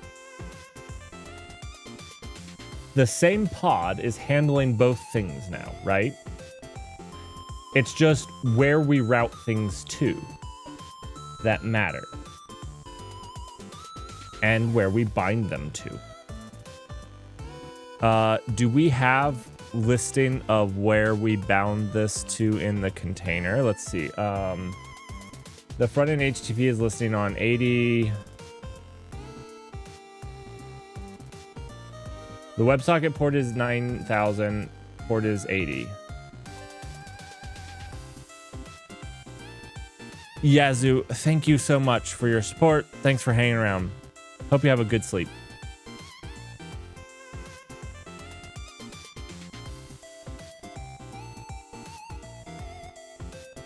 All right, let's just do this. listening on 80 is crap. Right? Let's do 80/80 for the front end. Okay, I always get this backwards, but can't type. No, we want this, and target port is the one inside the pod. We're gonna switch this to this.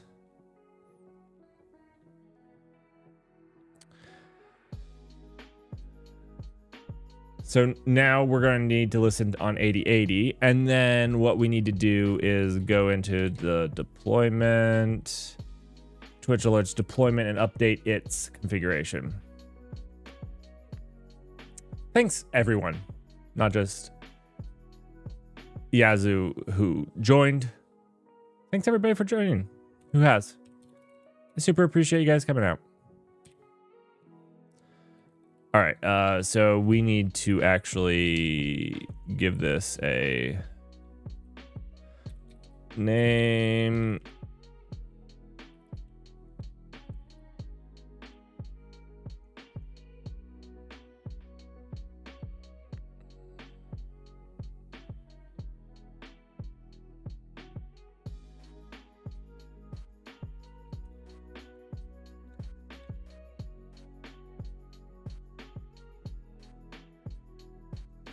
No, this is not what I wanted to do. I was looking at,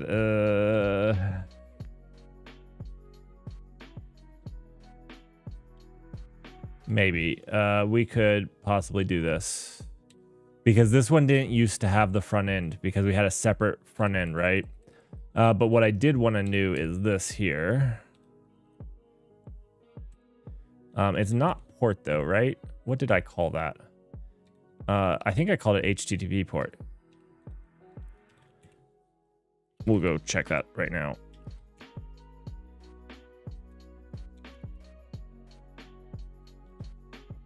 Yeah, HTTP port. Perfect. Okay. Yeah, so this should all work right now. Let's just apply it.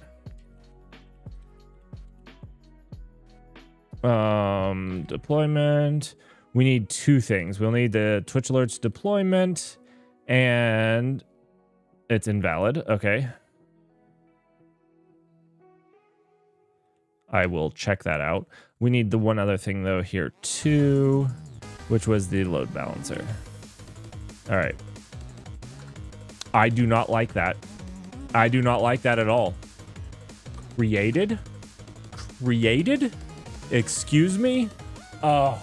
I didn't give it the namespace. All right. Good catch. Good catch, Merrick. Delete that. Then apply that in the Twitch Alerts. Configured. Configured was the key we were looking for. All right. The deployment's wrong. What is it not like?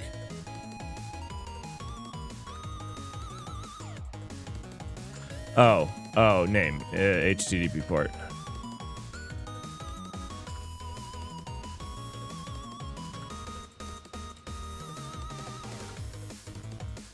Did I say that?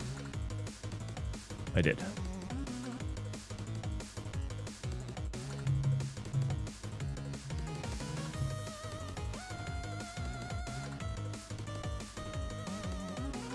All right.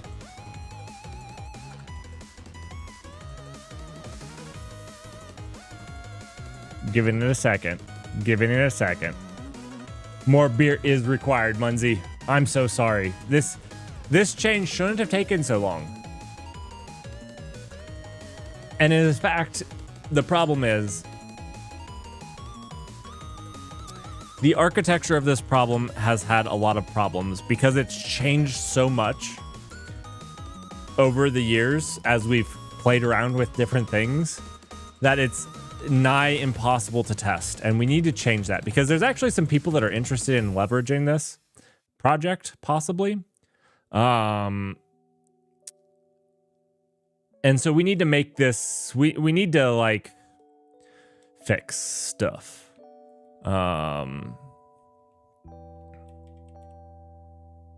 All right.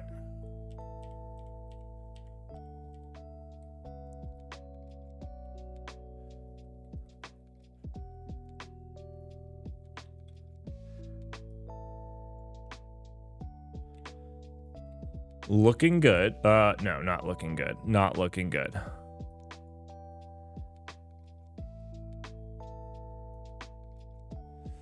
So they did pick up our change that the port was 8080 for the thing. Yeah, like can't listen.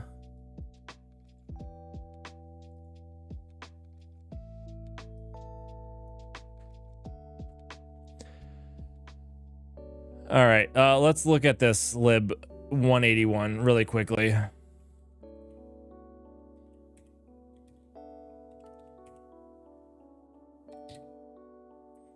I have a bad feeling about this.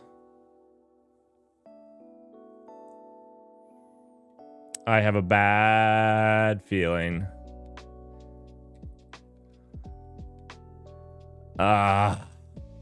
Check this out. We're using the freaking WebSocket host. Of course it can't bind to that stupid address. Because that stupid address.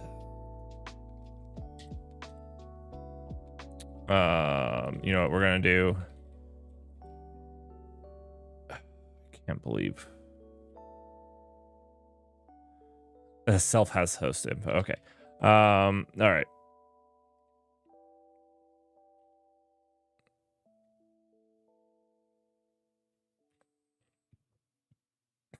Oh, this is just all wrong. The AI was all wrong.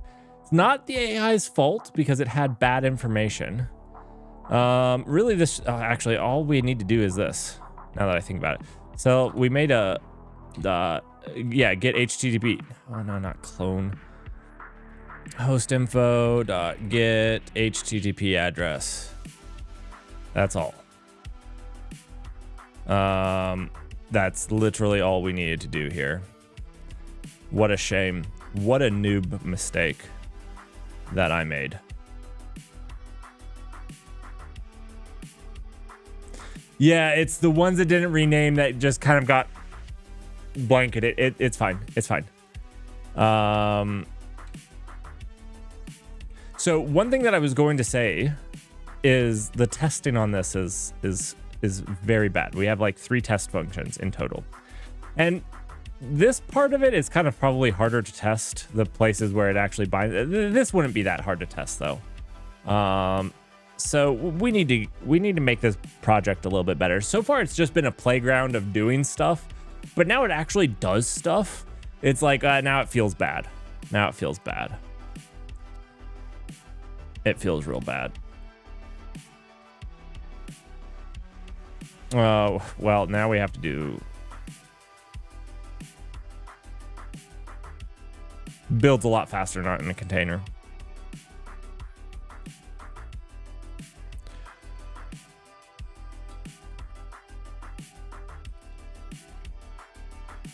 Now we got to do this again. And we got to like hold our breath and pray the image downloads because it seems to just take an obscene amount of time at this point for container pulling. So, you know, that's what we'll do.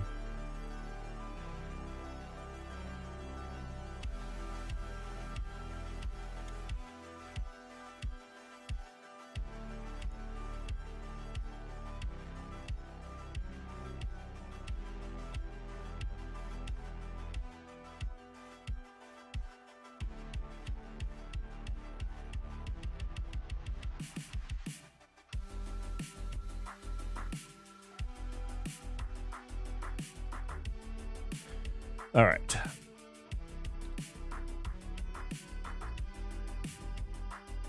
That is not what I wanted to do. Let's just do that. Right, I built 120. Yeah, perfect. Perfect, perfect, perfect.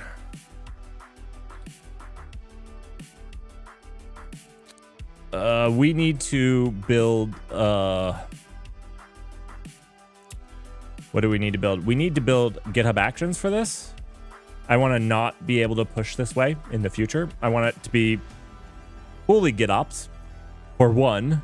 Two, we need a better test suite. If people actually want to leverage this and they want it to be an open source project, you know, most people probably aren't going to use it with Kubernetes, which I highly support them not doing that. So I'm not talking about those stuff.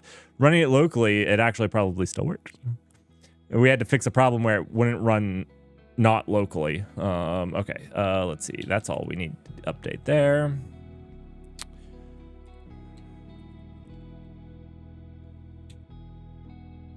And now we wait, right?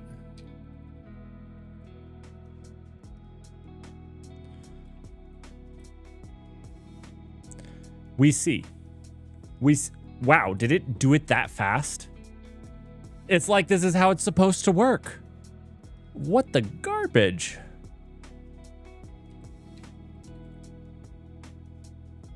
I can't believe it. It just worked. It just worked. No. Nope, didn't fix it.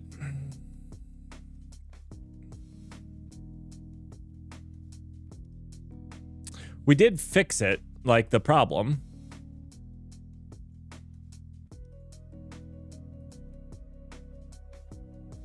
Something else is listening on 8080, which makes me think that there's another switch. There's another switch up.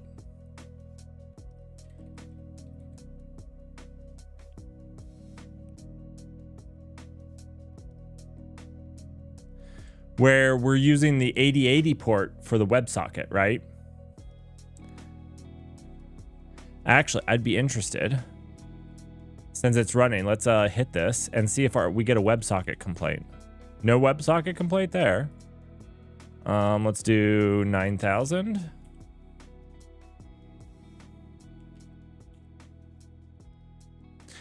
It did try to connect to the WebSocket. So the WebSocket's connected at 9,000. What's connected at 8080?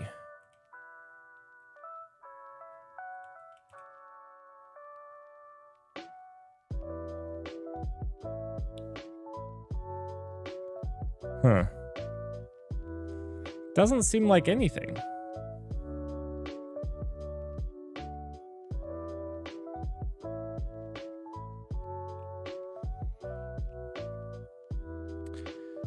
Address already in use.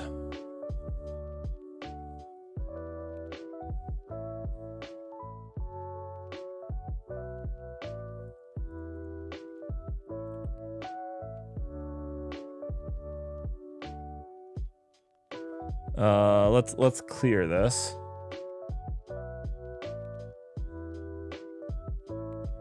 Let's see.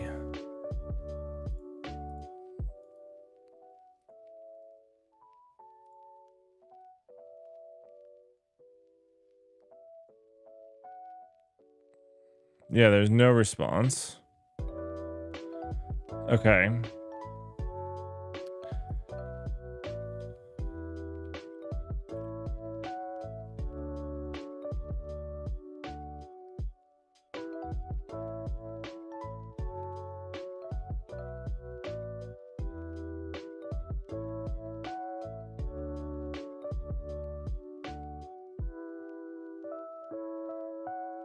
Wait, so at 8080, we blew something up. Yeah, 8080 is also the WebSocket. So the WebSocket is connecting to two places. It's at 9090 or 9,000 and 8080 for some reason. Okay, so my guess is that we concatenate without using one of these helper functions. We built these helper functions after we made all of the switch, right? So my guess is that we're using one of these incorrectly. So let's just look for the HTTP port, I guess.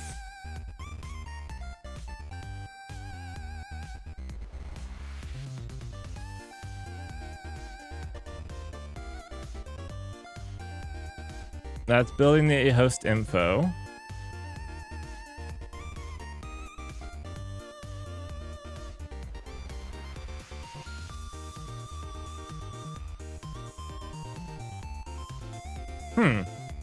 Doesn't appear. Let's search for 8080. Do we hard code something? No. No.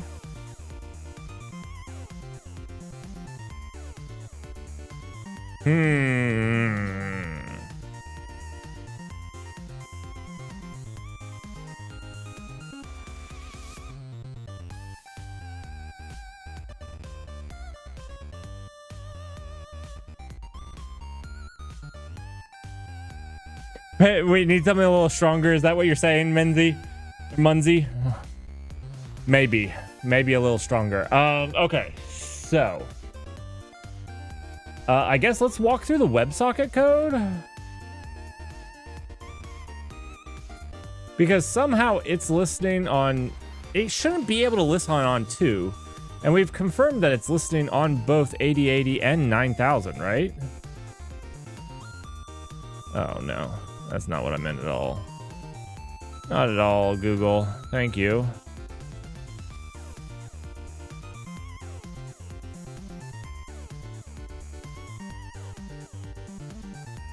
Wait, is it not listening on 9000? Oh. Oh. Now that's a different. Let's look through the WebSocket code, because if it's not on 9000, then that makes way more sense than it being on 2. Way more sense. All right. So let's see. We have this, which we set up with the connection URL. I think we have a new function.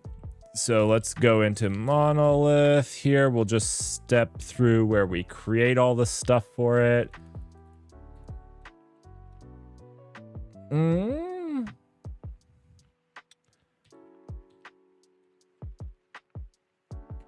All right.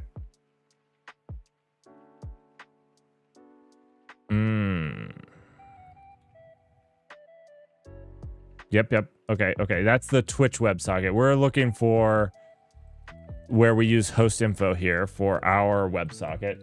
That's connecting to the Twitch one. Okay, so here's our client. We spawn the AI manager and the front end. Okay, so this client is our Twitch client. Where do we make this? Twitch client is this right here. Cool. Twitch WebSocket client. Twitch WebSocket client is this here. Where do we give it? No, this is our Twitch WebSocket client. Where do we spin up our... Oh, it's in the front end that we spin up the WebSocket as well, right?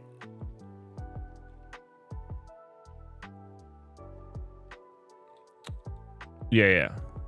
And that has the host info. Okay. Let's continue running down. Am I just that big of an idiot? This right here is the problem, right? Because this is our WebSocket. I mean, like, I'm not the smartest. I made this change myself. I did this one myself.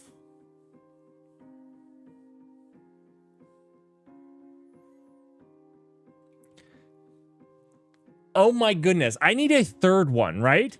Because this is where the WebSocket binds to, and the WebSocket binds to 0.0. So I need this. 1 second. Oh my goodness. I'm dented. I realize what I've done now. So this is where the WebSocket from the front end returns. Okay, 1 second. Get front end WebSocket address and get WebSocket address. Oh, I was just not even thinking about how computers work. I just missed CSS 101.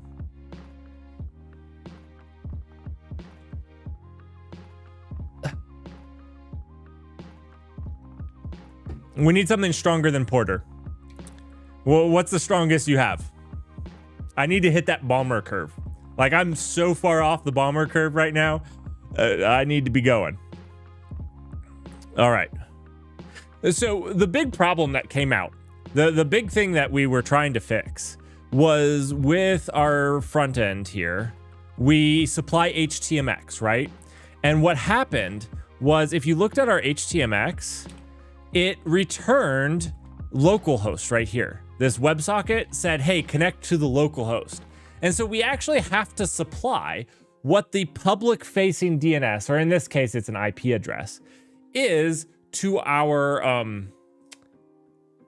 front end. So basically our back end has to know what its IP address is. And so that it can tell the front end where to connect to.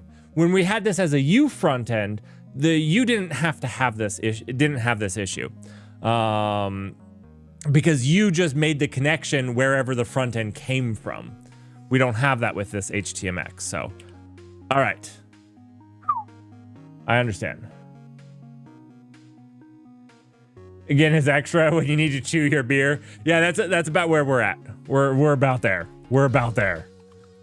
We've gone W full on this, which I love because we don't.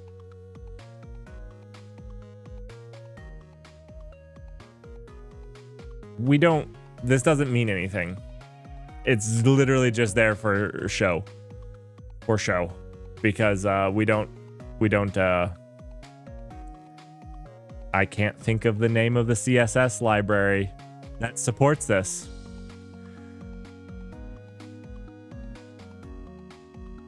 It's super popular. And there goes my, all right. But this is what has caused all the issues, was basically all of this worked when we tested it locally because, well, locally it all worked because it pointed towards localhost, but it can't point towards localhost when it's in production. So this needs to be get WS address. Yeah.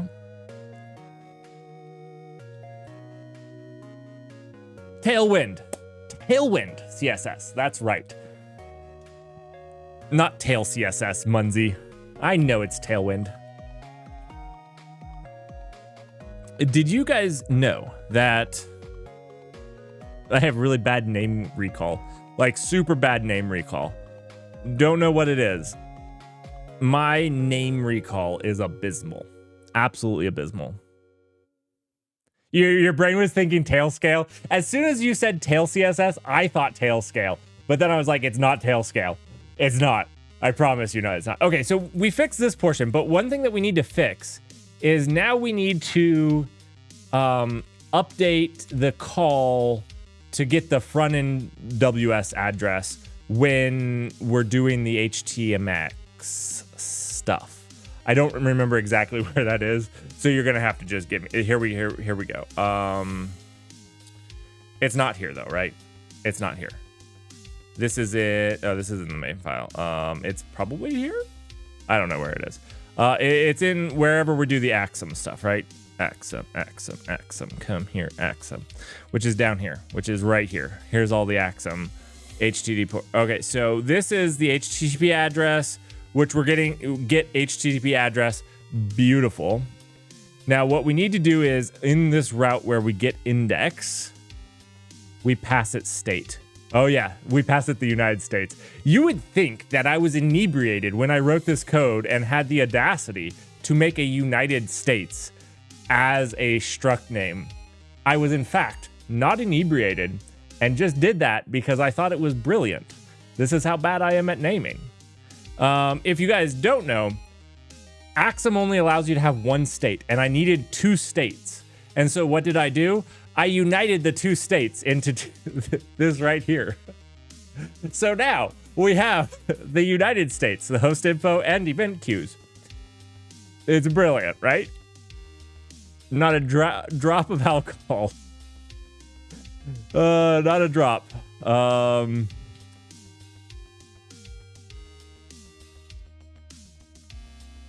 So, and this is where we need to do WebSocket host. Oh, we're just sending the WebSocket host name. Beautiful. This should work then, right? Because it's getting the, well, what does it know? How does it know what port? How does it know what port? Oh, okay. So I just set both here. Okay. Beautiful, beautiful. Whoa, whoa, whoa, whoa. Oh, I'm such an idiot. This would have broken too, right? If I set the port to the HTTP port. What a dent. What a dent. Oh. Oh.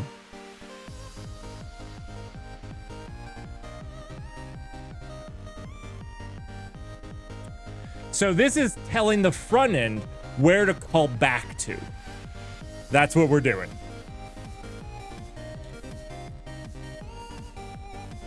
Oh, I feel so good. I just quit. I feel so good. We're there. We're there. Got some good music. We're up to 30. It's this is the one.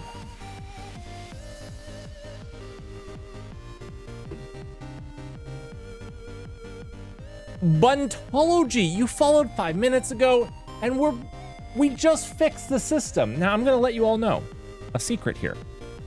Did you know that if you wanted your epic message to be displayed and you followed while it was broken, you can unfollow and refollow again and you can get your message again. Please do not abuse that system. Somebody was doing that the other day and I had to ban them to get them to stop following. Oh, well, to stop getting their messages. Oh my goodness, that was annoying. They're unbanned now. Just need a little timeout. That was horrible.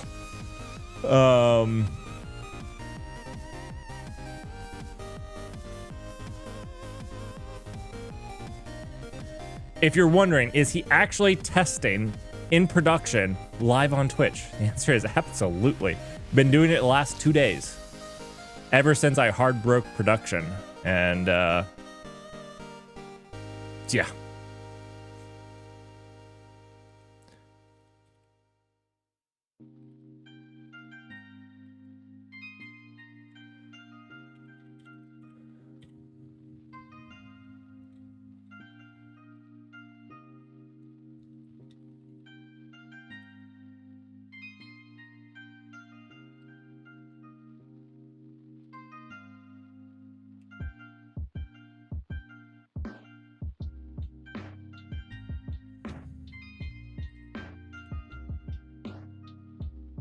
As long as we don't have a weird pause on pulling, we should be cooking soon. But I'm getting a bad feeling of this 14 seconds. I'm getting a bad feeling.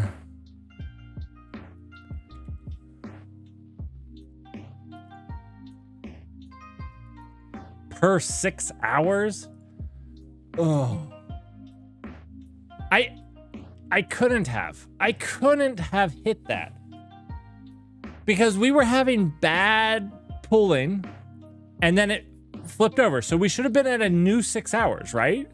We should have been at a new 6 hour block just a few minutes ago and I haven't pulled 100 images.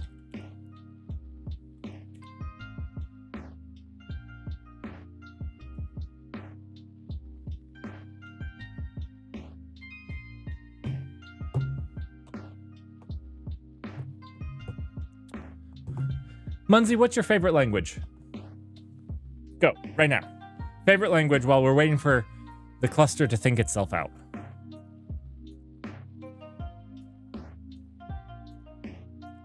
The Black Viper just followed. You know what we can do? You know what we can do? Since this is listening to Twitch, maybe it's all working in the back end. You didn't get your Twitch notification, but look at what we're gonna do. Look at what we're going to do. We're going to not do what I just did. We're going to do kget logs that in Twitch alerts. It doesn't have any logs. What? How do you not have any logs? Oh, I said git logs. I do this sometimes. Here we go. So this is what the system does. And the broken part is the part that displays it right now. What it does is it takes an event and it generates something awesome off of it. In the depths of the abyss, the Black Viper's shadowy skills impress the Null Party. We're impressed. Color us impressed, okay? Together, they vanquish the Demon Lord. It's hard with word wrapping. Forging an unbreakable bond in battle's fairy embrace. There you go. That was your custom follow message. Everybody gets one. Whether you actually see it or not, that's a different story. Not everybody gets to see theirs because the front end is broken because we made it in HTMX, and HTMX is awesome.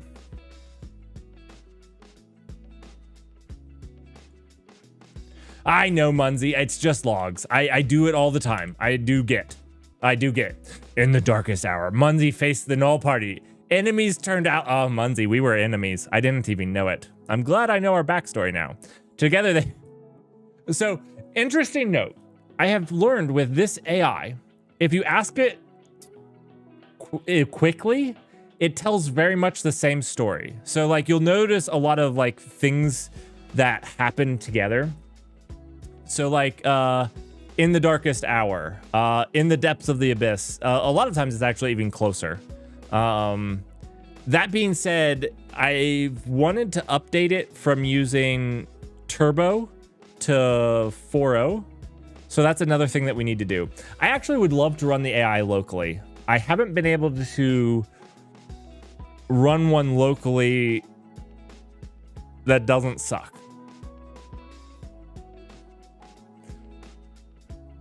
Oh, Helpo Echo, you know, while we're waiting, I'm so sorry. I don't know how long this will take because it's being dumb. I think it's Docker Hub's fault. You guys should all go complain to Docker Hub. Since you didn't get it on screen. In the dark forest. In the darkest hour. In the dark forest. United by destiny. What is it? Enemies turned allies. Like I said, if you ask it in rapid succession, for some reason it ends up being very similar. An ancient dragon, each proving their worth in battle. So basically the AI is tasked with coming up a story with you joining the Null Party. That's the idea. If you guys don't know where Null comes from, I have a YouTube channel. You can check out my work. The Null Labs, or just Null Labs, there is where I do my longer form content that takes longer and is takes long. And then the Null Bytes is what is the Null Bytes? The Null Bytes is just bytes from the live stream that are like just cut down, cut short. And the live one is just the same as Twitch. Cap Muffin, how are you doing? I'm not doing great. I have this problem that I think that Docker Hub is rate limiting me. But the thing is, I'm not doing anything. I got maybe 10 image pools under my belt. The only thing I can come up with that makes any sense is I'm getting rate limited. So yeah, I am blaming Docker Hub because time resolves it. Tomorrow, this will be fixed. And does that mean that I just, and it's my own container. So I'm a little annoyed because does this mean that we just start hosting our own containers? That feels painful. Doesn't it have a local cache? Well, no, but this is going to my cluster for production, right? So it's not local on my machine. I have it locally on my machine, but this cluster isn't on my machine. Maniac, how are you doing tonight? Hopefully well.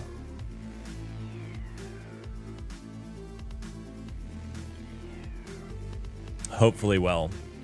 For all of you that join for the news tomorrow at lunch, high noon Eastern Standard Time, it is going to be probably a half hour late because I have somebody coming over to give me a quote. You just woke up, Maniac? That is the Maniac thing to do. Wait till midnight to wake up. I know it's probably not midnight where you are. Hopefully it's not midnight where you are. It's morning. That's a much more sane thing to do. Wait till morning to wake up. Oh, I don't want to end on this. You all followed. And you know what? You deserve a thing that actually pops up. And we might be there. We just don't know because it's initializing. Because.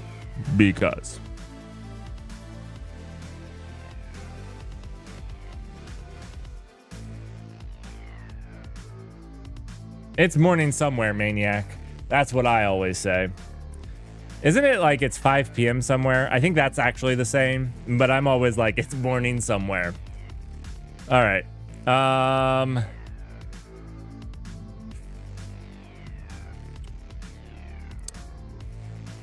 I'm kind of thinking about calling it for tonight. Because I have no simple way to get around this. I can't just put it somewhere else quickly and easily. I've got to think about what I want to do. This is getting super annoying. I've never had this issue before. Let's talk about how we got here. Sure, I'm happy about talking about how we got here. So, how we got here. No, there's no logs. And the reason there's no logs is because there's nothing that's happening, right? We'll just get into K9S really quickly because I can jump around and show you the things a little bit faster. Let's jump over here really quickly. All right, so if we go in here and do a describe, and we'll go to image. Let's go. Actually, we just want to go down. Actually, that was terrible search. So if you're looking at this, the last thing is pulling image. And then if you go onto, so the other night on Tuesday, we actually went onto the kubelet and got the kubelet logs. And the kubelet logs were really weird about a timeout. They basically said they tried to pull the image, got a timeout. But we checked their connection, like they could reach the internet, they could reach Docker Hub, they could successfully do those things. But that the pull image, or it didn't say a timeout. It didn't say a timeout. What did it say? What was the exact wording? It failed to download or unpack the image. It wouldn't tell us whether it failed to download it or if it failed to unpack it. Just that one of those failed to pull or unpack the image, and that was it. That's all the kubelet would tell us.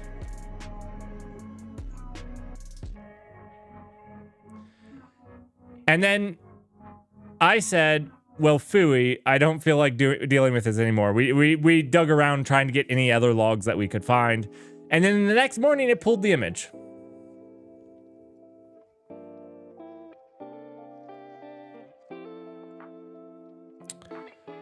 So Docker has this 100 pulls per 6 hours per IP address.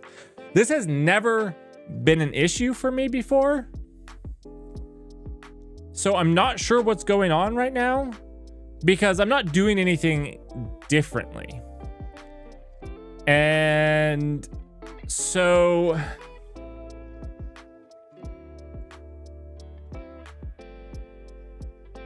I'm honestly not sure what's going on here. And the weird thing is I don't necessarily have to wait 6 hours. We waited an hour. At the beginning of this stream, it wasn't working. And then I thought we had a new lease on life because we started to be able to pull images again and it just worked. And then it stopped working again. So I'm almost wondering if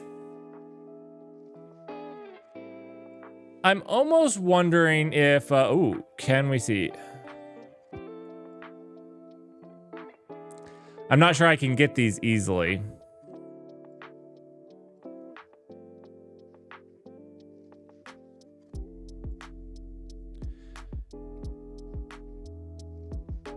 The Black Viper subscribed for 6 months at tier 2. What? What? 1 second. We better have a log for that. We better have a log for that.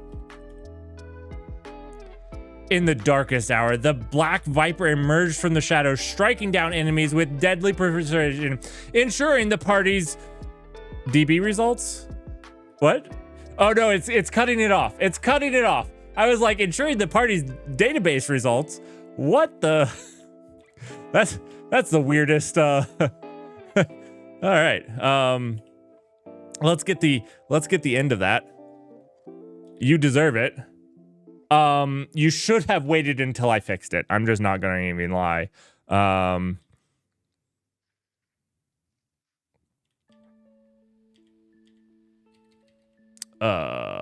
Wait.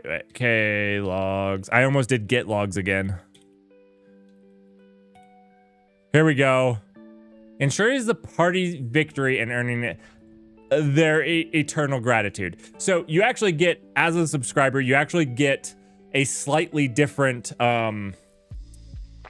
prompt where you actually like save the party. That's the idea. Or at least it needs tweaking. It needs tweaking. Like I said, it needs tweaking, but it kind of got there. It kind of got there. Also, I think subscribers should get a little bit longer of a message. We should tweak it some more. Thank you so much. We do need to tweak that a little bit more, but I'm glad it came through. Okay, so it looks like we can, but the weird thing is, so Cat Muffin, the weird thing here. Oh. The weird thing I was going to say is I can still pull. Docker pull. Give me an image. Give me Nginx.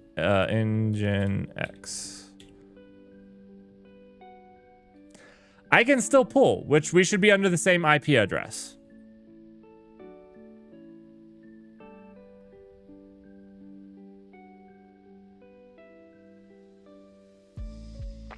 Gosh, that is painfully slow.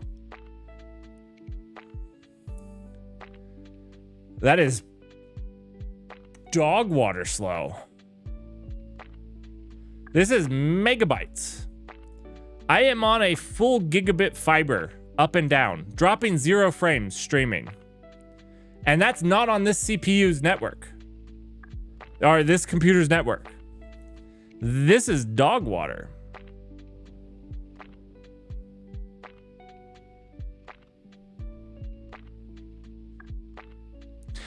It is going. This isn't a rate limit, right? Rate limit would just say it's not doing it.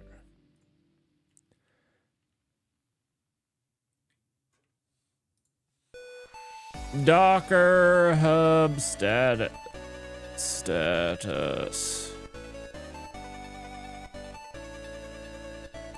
Oh, do they also throttle?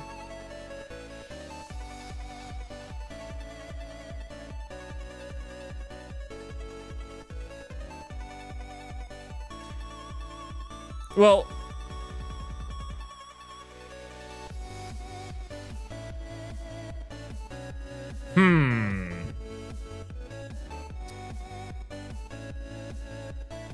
well, they didn't rate limit me, but they throttled me. So, like, when do they start throttling?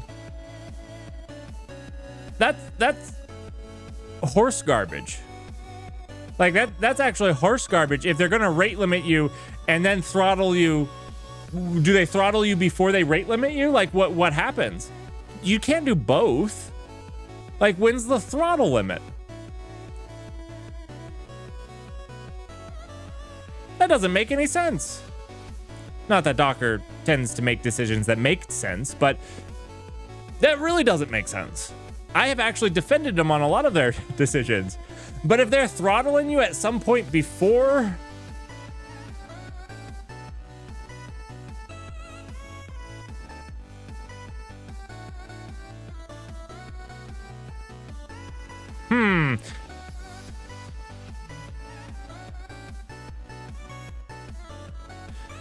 Sergeant Pepper, for you as a company, that makes sense. You probably have the same image pulled on 20 machines, right? That means one deployment could take up 20 of your pulls.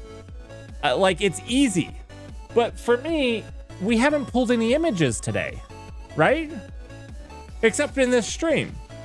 The only thing I can think of is if the one thing that I'm thinking of right now,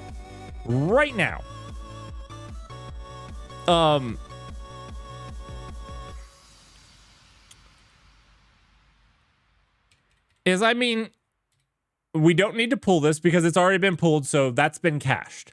The only thing I can think of is if this run chisel is like pulling a bunch of images to like copy these things out of. I have no idea how we get a chiseled container. And this is the only thing that's changed is we've started using these chiseled. Is it pulling 100 images or 50 of them every single time? I don't know.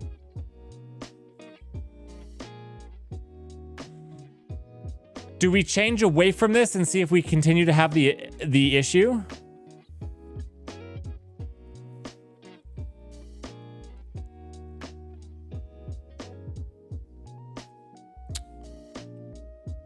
I'm gonna stop this because this is dumb.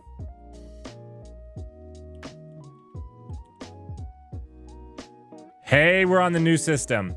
All right, that Black Viper. Can you unfollow me and then follow me again? Wait, no, we can test this. You don't even need to do that. 1 second, let's just test this right here, right now. 8080.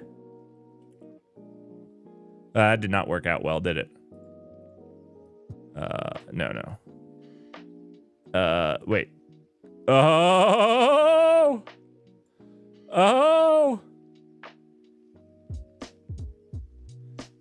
Okay, so the first thing worked. Did we get a WebSocket connection? I don't know. Here's a WebSocket connection. Nice. That does not look good. That does not look good. We're getting close.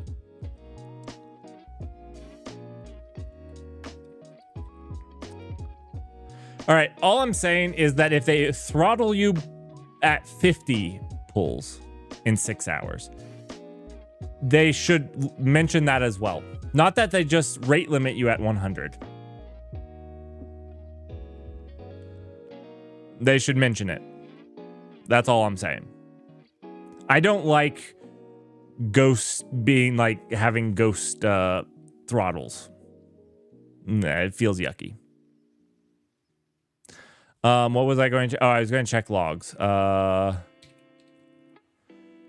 Logs, here we come.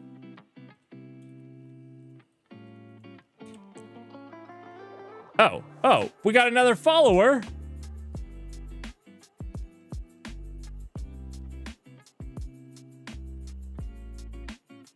Bruinzo, welcome to the team. I'm telling you, it's stuck on the darkest hour tonight. We gotta lighten it up a little bit. It's a little. A lone warrior faced the Null Party. Through trials and battles, they found common purpose, forging an unbreakable bond to challenge fate and conquer evil. There you are. Okay, so we don't have any errors. That's not exactly what I'm getting here. Wait. It does not have a connection result, right? Yeah. It should have a WebSocket connection message. Let's see through the logs here. And WS port is on 9000. The front end is listing on 8080. Beautiful. Do we not actually print where... Oh, no. On 9000. It's listing on 9000. That's right.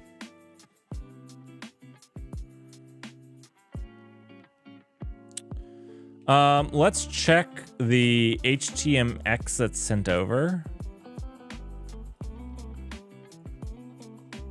Not that. Oh, it has the wrong IP address. It has 0.0.0.0. Did I screw this up? I did. I did screw this up. It's supposed to have 10.1.1.53. How did I screw that up? How did...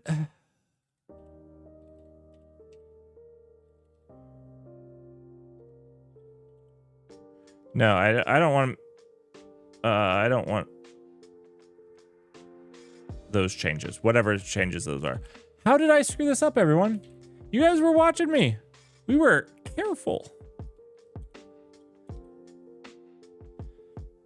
That's supposed to have the WebSocket backend IP address, right? Let's see. Which file is that in?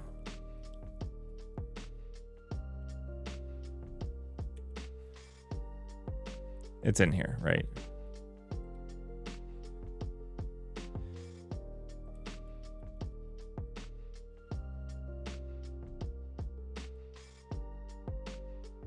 Wait. It was up here. This is where we connect to the WebSocket. And this is the big function that handles the WebSocket on connection. This is where we're getting the address. This is where we bind to. That's great. And what we want to look for is where we set up the get index, which is where we're building the HTMX front end that we send forward. And get index takes our state, our United States. It's amazing. And it calls get WebSocket host.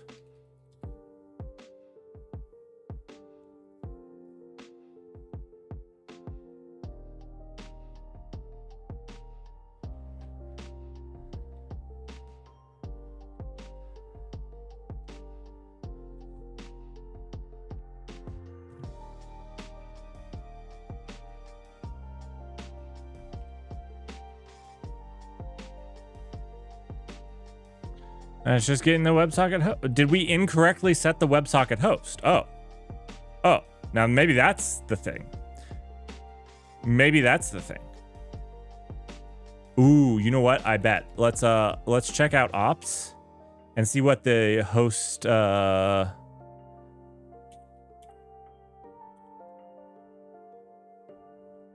at that default value. This is wrong, by the way. This won't even work locally because locally it needs to be localhost, right?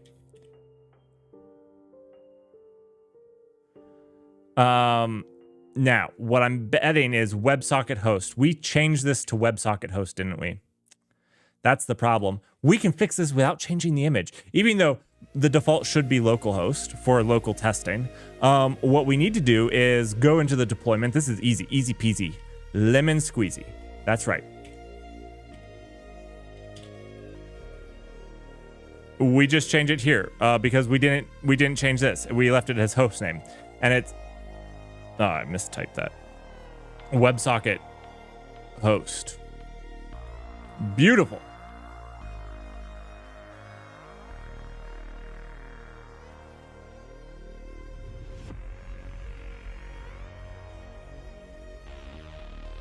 This should fix it immediately. Togglebit! Welcome, how are you doing? Yeah, all right, anybody that's here and actually wants to see a real coder, wants to see a real engineer, is tired of testing in production live on Twitch, go check out Togglebit's stream. One of the best software engineering streams out there to date. I mean, despite mine, obviously.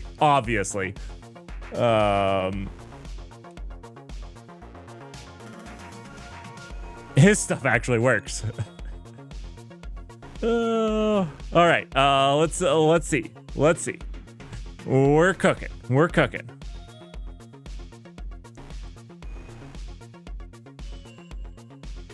Actually, let's check out the admin view.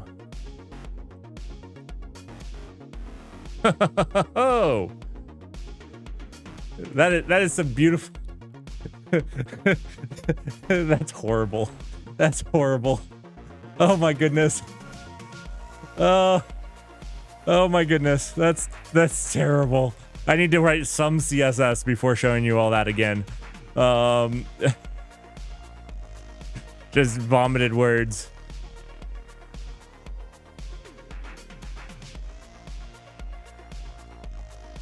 All right, and we got the new WebSocket connections. Okay.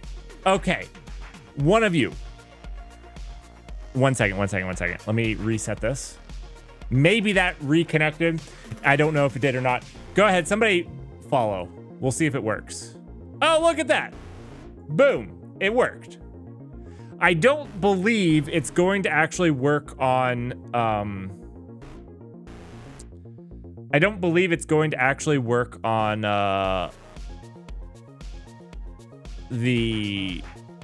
my OBS because I haven't found a good way to refresh OBS. And since it's HTMX, it doesn't actually reconnect like it would in other cases.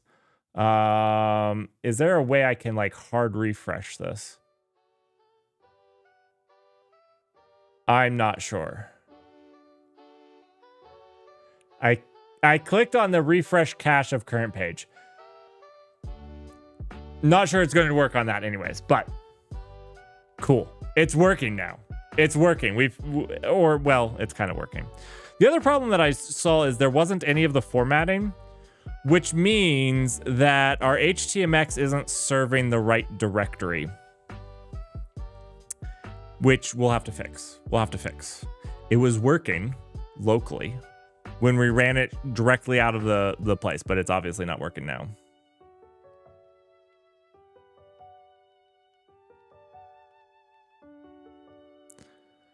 Awesome. All right. Well, we at least got text showing up again, and that's awesome.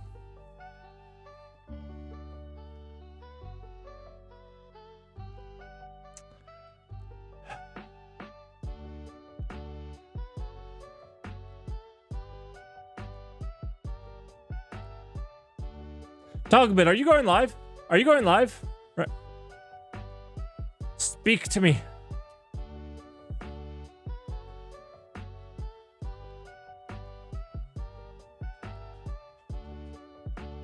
Not sure yet. Because I was about to end. I have my news stream at noon. High noon. The highest noon is when I stream the news. Only the highest noon on Fridays.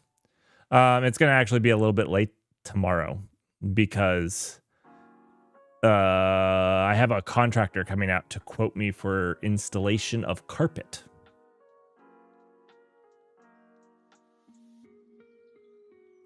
The highest of noons. That's when I stream the news on Fridays. Are you not feeling well? You and junk food does not compute. You do not strike me as somebody that eats junk food. I have been eating a little bit of junk food because the wife has been away, and so I got myself some vanilla. I don't generally drink soda, but I got myself some vanilla Cokes. I absolutely love vanilla Coke. Oh my goodness. So I've been splurging on those. She'd probably have a cow.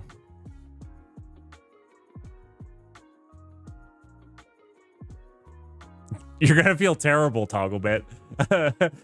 let me use my prescient visions and tell you exactly how you're going to feel.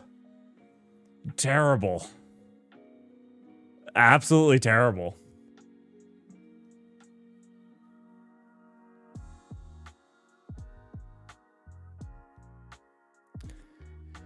I mean, Togglebit, you're either going to be, that's either because you ate junk food or you decide to stream. Like, the outcome is the same, right?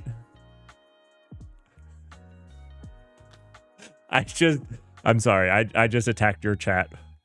That was rude of me. I was joking.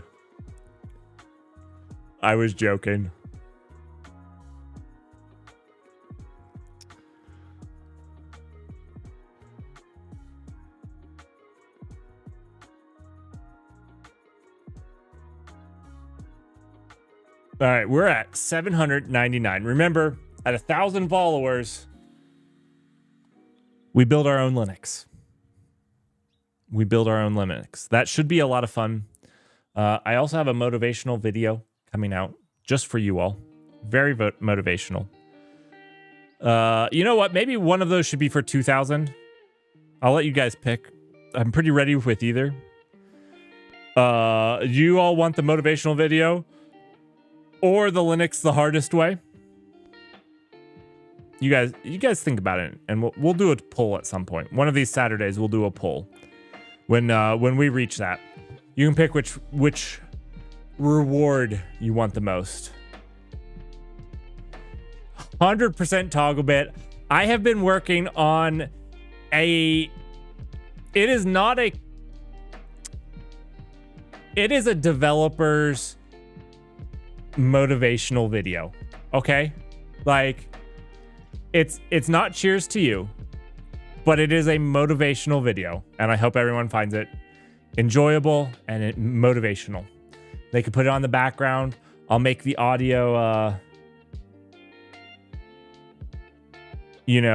fine for videos if you want to stream it. I'll use just Stream Beats music, so it's royalty free, so and copyright. I mean, you won't have to worry about copyright strikes in your videos, so you can play it in the background if you just want that motivational ambiance in your day. So it will hopefully it will be good. I don't know how well I'll pull it off. It's like a tall order to make a video like that, but it's supposed to be unique. It's supposed to be unique, but also be like a memento to cheers to you. So like it's made for developers, and it's just gonna motivate developers, engineers. Should be good. All right, I'm off for today. If you're not, let me find somebody else to raid Togglebit. If you're not going to be streaming anytime soon, I have to go prepare for the news tomorrow, because I do it at my lunch break. I pretty much just have to jump off work and stream. So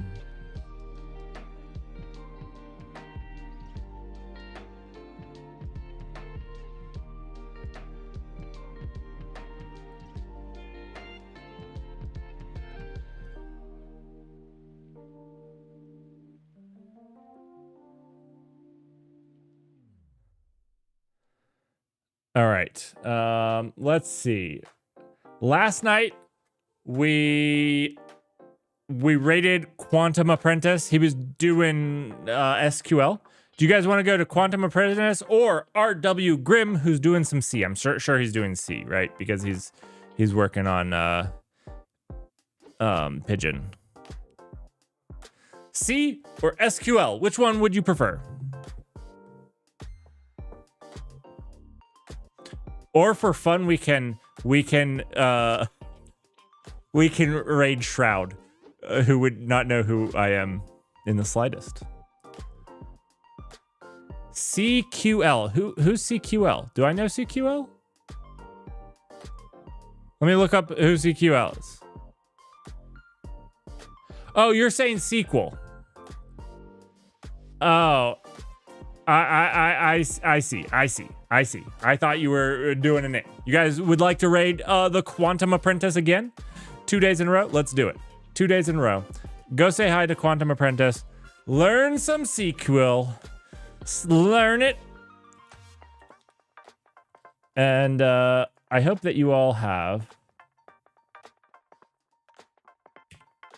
a fantastic evening, morning, day. I hope to see you tomorrow for the news. Remember, it's going to be just slightly late, but the highest of noons.